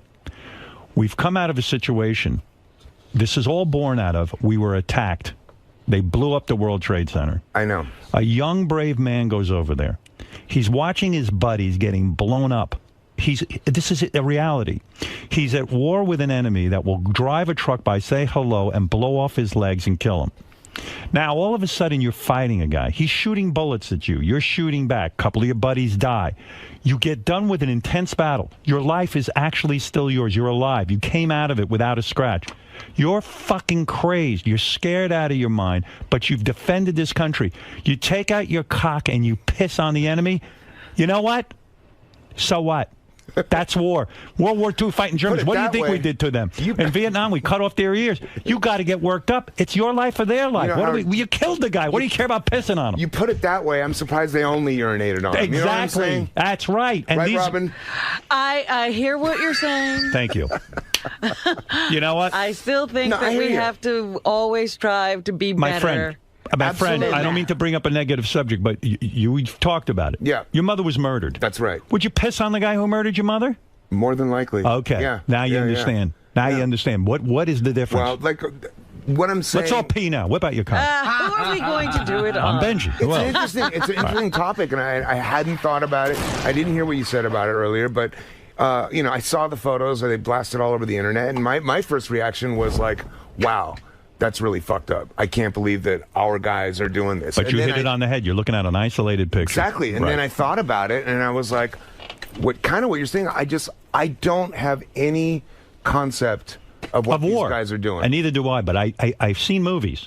Can I just say one other thing? Right. Just one. They do represent us. Yeah, and So I agree with him. So that means you pissed on him too. I'd piss on him. If some guy was trying to kill me and blow up the World Trade Center, let me tell you something. A little pissing so bad. Humiliate the enemy. Who cares? Let word get back to the Taliban. I'm sorry we offended you. And I do want to point out that this picture was leaked. They didn't do this in a public way where it would have, if it was meant to send a message, they weren't sending a message because they didn't plan for it to come that was out. Word gets out. Personal files, Robin. Yeah, right. Word gets out, Robin. Well, listen, these guys got to get jacked up. I'm sorry. It's war. It's war. I understand. You know, and it's ugly, but you know what? Thank God bless these guys. You want to punish them? Give them 50 sit-ups and 100 push-ups, like in the fucking army movies. There you go. You know what I mean? Don't put these guys in jail. I mean, they're young guys. I'm not even discussing the punishment. If I was over there with those guys, I'd let a bull fuck their corpse. What do you think of that? Come on, Dave. Let's go right now. You and me and Liz. I'm sitting here trying to figure out what kind of man you are. I told you what kind of man I am. I'm nuts. By listening to this opinion. The military won't let me join. They think I'm too violent. You're crazy. You got to be a violent warrior. Come on. But I do, again, wonder what that does to you and what you come back to life Makes me feel good. I don't know that you come back to life as anything. That's the other thing. You don't. Anything? I don't think you do. Dave knows. I don't think you do. Dave's very spiritual. What do you mean by that? Dave says you die and you don't go anywhere. Yeah, I don't. No. I'm not talking about come back to life in another planet. I'm talking about coming back to your home, your family. Well, I mean, these guys... Don't come home. These guys are... These guys are warriors. Arguably going to have to go through some... Some serious, When you come home, you don't piss on anybody. That's all. Well, it's hard to stop once you stop. How would you feel if you were Miss Perlman, whose husband's head was chopped off, and all that family had to go through? I mean, you're only painting one side of the picture. You don't know what any soldier is feeling out in the field like Yeah, that. Robin. What they have to go through. Marion, I do understand. I do know. And I still say that we have to be better than the mongrels that we're fighting. Every time we're better. Don't call them mongrels, Robin. That's you terrible. don't pee on They're great nice people. They You just want to don't- kill us. No, you don't pee on great people. Right. Every time we get better, we get knocked down. Oh, you're giving me a headache. Marion from Brooklyn. She's got such a... All right, let me talk... Shift gears here. Go for a ahead, minute, shift if you gears. could. Yeah. So let's talk about something we know about. You're doing this big show now. America's Got Talent. America have spoken. Now, how do you feel about it? I mean, are you excited? How do I feel about it? I did it because I'm excited. I wanted to try something. Started doing it. You're a good guy to talk about this with, because I used to watch you every week. Yeah. You were a judge on Rockstar Supernova. That's right. And you had to sit there and criticize other musicians. Yeah. Which is probably not easy for you because you're a musician. Awful. But if I was on a show where I had to criticize disc jockeys, I'd have no problem. I would tell them because I would try to help them. Yeah. Well, no, the idea was to try and help these guys. No doubt about that. I'm just like, are you ready for like what you're stepping into? Like, what do you mean? Like your life's going to change, man. It's going to change. In what way would it change? For me, it was negative experience for you. It was good and bad. I mean, there were some good things to it. Was the bad that because you're a rock star, you have a certain credibility, and people would probably say to you, "Hey, man, there was a you've little sold of that. out." There was a little of that, and I'm sure that you're going to have some fans. That I get some of that. They're not going to dig the fact that they have you in the medium that they want you, right? You know, and then now you're piss on them. Now you've represented for so many years like this alternative way of thinking and honesty and freedom or whatever you guys stand for here. humor, comedy, and then now the housewife across America also now has access. Oh, America's Got Talent just sent me a videotape. Housewives hate me. Like, yeah, they sent me a tape of like these women go, "And Howard says filthy." I mean, and you know what's going to happen? The ratings are going to go through the roof. I don't know whether the rating. I'll tell you the truth, Dave. I do know they're going to go through the roof because people can't wait to tune in and hate you. I don't. I put very little thought into this. I'll tell you what my thought was. I know you. I can tell you did. No, let me tell you, because I sense that you're thinking, "Gee, maybe I should have been thought through." I'm about here to talk about another show. I'm doing the same thing. So okay, so let me tell you. Let me tell you how I looked at it. Yeah, I'm a fan of America's Got Talent. My agent called me up, and I trust him. He said to me, "Listen, I tell you about everything that comes in, but this show, America's Got Talent, called." I went, "Oh, I watched that show. I love it. I love that kind of television." Yeah. They want you to be a judge. I go, "I'm intrigued." He goes, "Really?" I turned it down. I didn't think it would be something you'd be interested in. I said, I would at least listen to them because I loved it. I'm sitting at home judging it. Why shouldn't I go on there and judge it? I didn't think about, well, someone will say I'm selling out or my image. Well, that's true. I worried about my time. You know, I wanted to figure out how much time it took. It turns out they lied to me. And it you takes were more genuinely time. interested. I was genuinely interested in doing it. That's a good point. And my feeling about that is the sellout move is to not do it because you're worried of what people are going to think. Right. That's how I felt. That's the sellout move. That's sellout. Because it's like, look, my career, I didn't sit there and calculate every little thing. Exactly. If I did, I wouldn't have gotten anywhere. That's right. I did what my gut told me, and I thought this would be fun for me. What do you think of the Steven Tyler American Idol Association? I've never seen an episode of it. But, I mean, you know that's what he's known for now. Yeah, but he's arguably mainstream. He's pretty mainstream. Yeah. It didn't take away my love of Aerosmith. I'll tell you that. No. I do love the band. I didn't see it. I know Steven, and he's, his talent is tried and true, as is yours, and it's it goes without question. I don't know, man. And then the other side of the coin for me was like, your public life is already, you're already on blast 24/7. Now you're going to deal with people coming up to you at the airport screaming about why you let the guy who's beating the spoons go home. I got to tell you. You know what I mean? And like people who disagree with your opinion. I smile because all of a sudden I went, geez, what the hell did I get myself into? I'm telling you, dude. In a way, I am nervous about it from that aspect. Yeah, in other words, like maybe it was stupid. You know what I mean? I don't know. People are tap dancing for you in the street. Listen, I committed to the thing for a year. Wow. It's 1 year. Yeah, that's not bad. One season. No. I'm going to do it. I'm going to try and have a good attitude, but they better not go till fucking 1 in the morning with these tapings, because I'll walk. They think that Piers Morgan was a diva. You wait till you see me at 1 in the morning. That's the other thing. I'll kill myself. It's an all-day affair. All right. I said to them, I'll start at 11. I said to them, can you start at 5 in the morning? And they were like, sure. Yeah, no problem. Whatever he wants. But, okay. I'm committed to trying it and seeing how it goes. Yeah. It seemed funny to me to see Howard Stern. I detached myself from me. I go, Howard Stern, to see my mug on network show is fucking crazy. Yeah, I'm not talking about like the show being a bad idea or you doing it. I think that's going to be great television. I think it'll be great. And you're certainly someone who's going to say what he thinks. I have an opinion. Right. And that's going to be great to watch. I'm just talking about all the stuff that goes along with it. You might be right. If you're into that. You might be right. I don't know. I've never experienced that before. I mean, I've certainly experienced a lot in my career, but being on a network television show, I don't know what's going to happen. I'm going to go there with a good attitude. If somebody performs, I'll say, you're talented or you're not. And tell them to get the fuck off the stage. Because here's the difference. Here's the difference. Like, you have the people who love you no matter what, right? And then you have the people, the weird, like, secular groups and, like, religious right that hate you. Right. Because they're fucking out of their minds. Right. But now it's going to be the people who used to love you who now hate you. Right. That's a whole nother world of people who hate you that you got to deal with. That's true. Really fucked up. But let me tell you the good thing about me. I'm at the point in my life. I just had a birthday. Yeah, I know. Happy birthday. I'm a fucking old fart. I'm fucking 58. You understand what that means? I hear what you're saying. I'm 44. It's over. It's over. It's over. And it's like, you know what? Now's the time to do whatever I want. Yeah. No, and you know what? I'm going to try it.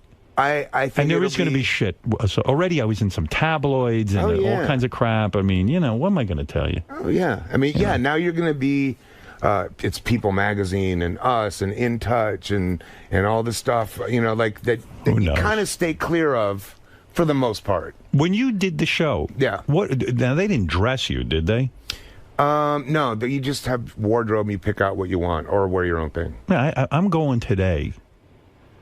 I'm going to shop for my own clothes. Good. And I got a game plan with this. Yeah. You know, I'm not like you. I don't have the rock and roll clothes, but I think about what I should look like on TV. Yeah.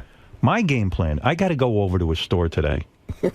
First of all, I've put on 10 pounds. You know what? I really think you should adopt Dave's look. That would be Dave, scary why don't you dress on now? America's Got Talent. Right. You're going to head over to H&M today and take a look No, at I'm going over to a guy, and my game plan is I just want to put on a suit. Listen to this.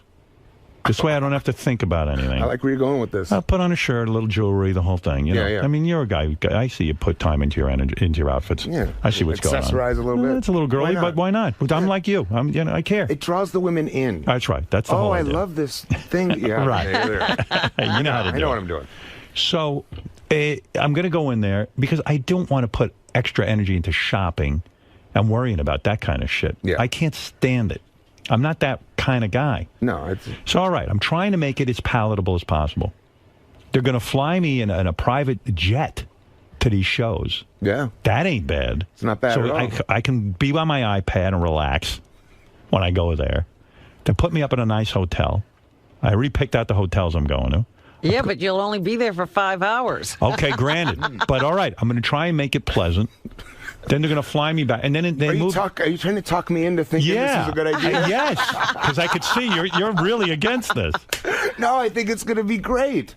I'm going to watch. I've never seen. Put it this way. Right. They made a smart move here because I've never seen the show. I will watch the show. Now you'll watch it. Yeah. You'll give it a shot. Because But listen, I don't even know what they do on that show. Is it like it's like vaudeville? They'll do anyone on. Yeah, just all of those sideshow kind of acts. How is that different from X Factor? It's the same thing. X Factor's just singers. I gotcha. This is they allow freaks in there too. Love it. You know, but that's fun. I like that's more me. So it's like Gong Show, but a little bit higher end. Yeah, higher end, yeah. Gotcha. And they're really looking for. My goal is to go there and find real talent and see. But you know, from being in the music business, real talent is earned and developed. How many years did you spend in shitty clubs before you got any kind of fame? Yeah, we started in 1986 in like how old little were you then? vans. I don't know, like 17, 18. Okay, 17. Yeah. And how long were you sitting in your room practicing and pulling your puds? Since I was, the pud started. All right, how long were you practicing for? Okay, well, practice, that's a different story. I'd say from like 8 years old on. Right. In other words, to become a master musician, a professional, you're a professional musician.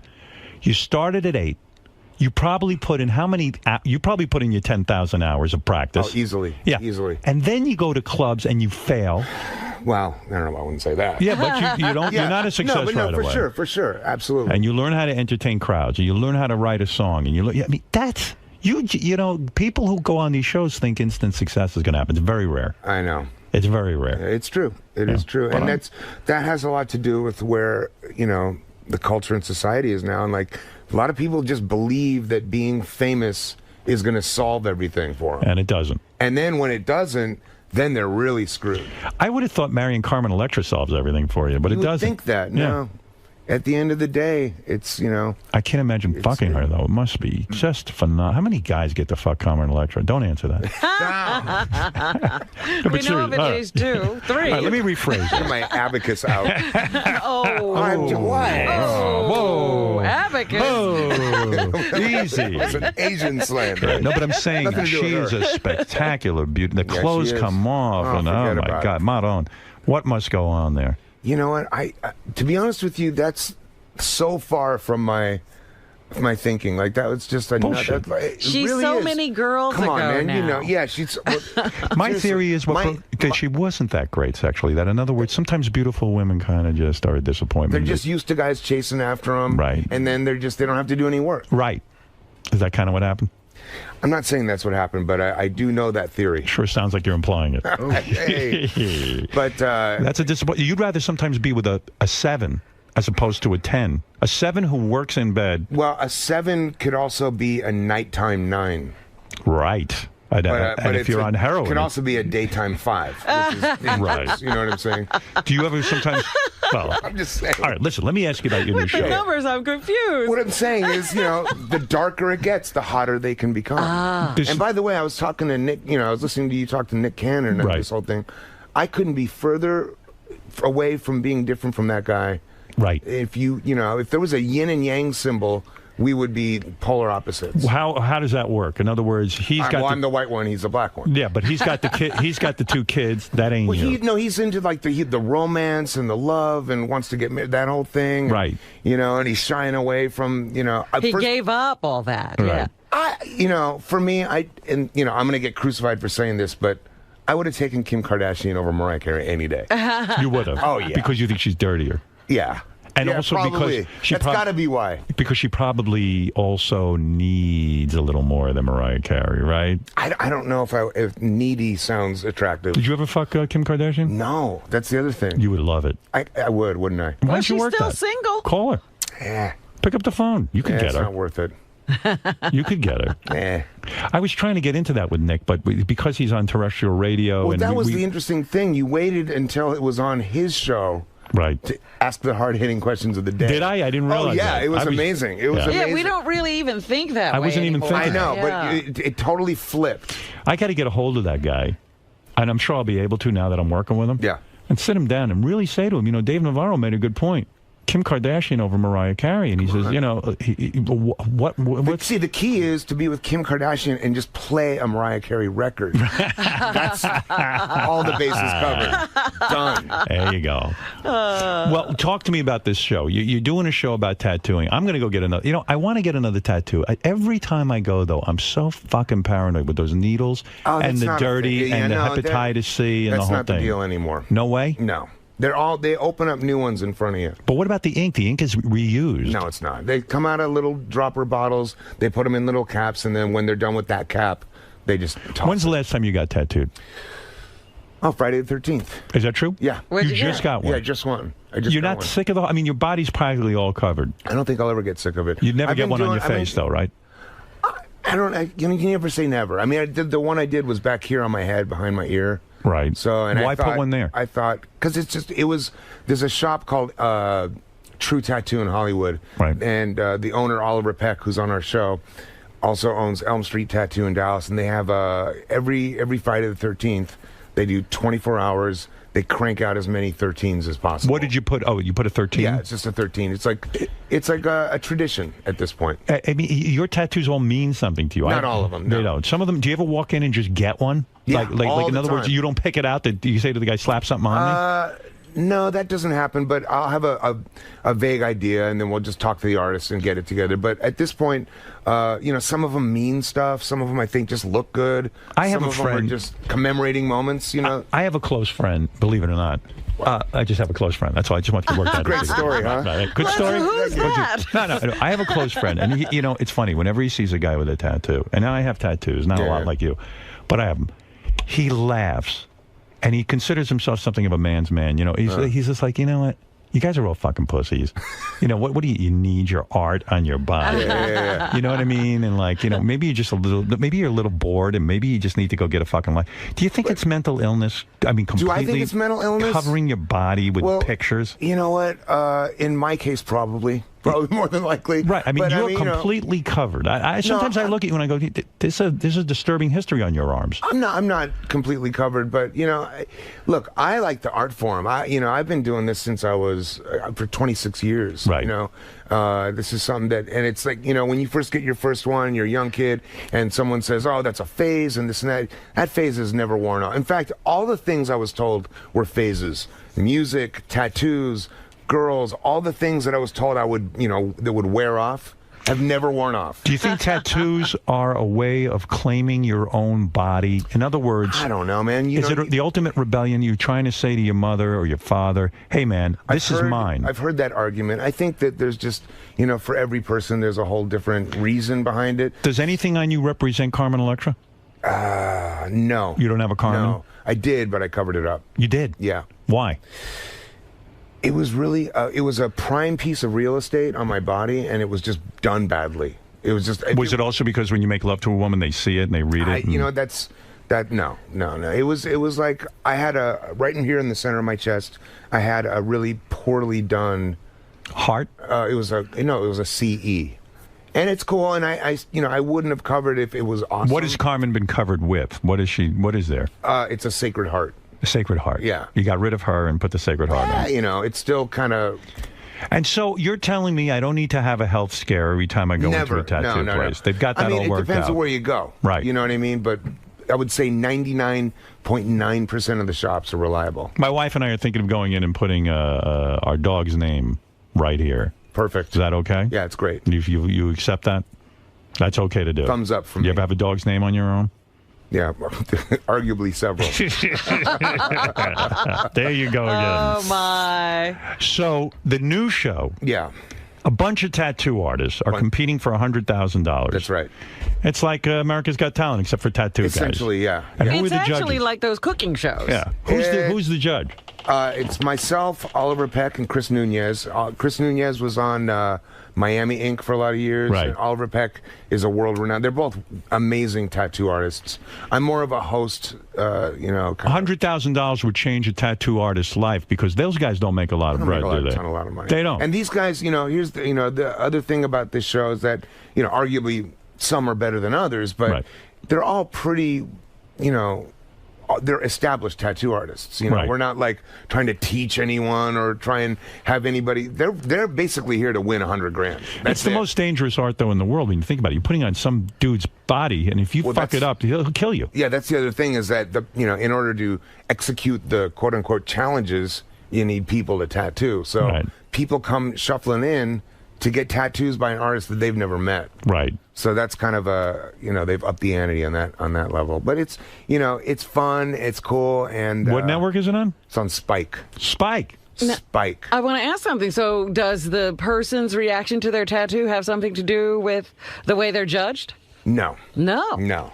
Because the artist, it's taken into account in terms of like what the client wanted versus what the client got. Mm-hmm. But apart from that, it's more about execution and really just how the artist worked with the client and got done with You on Twitter now? Oh, yeah. How many followers you got?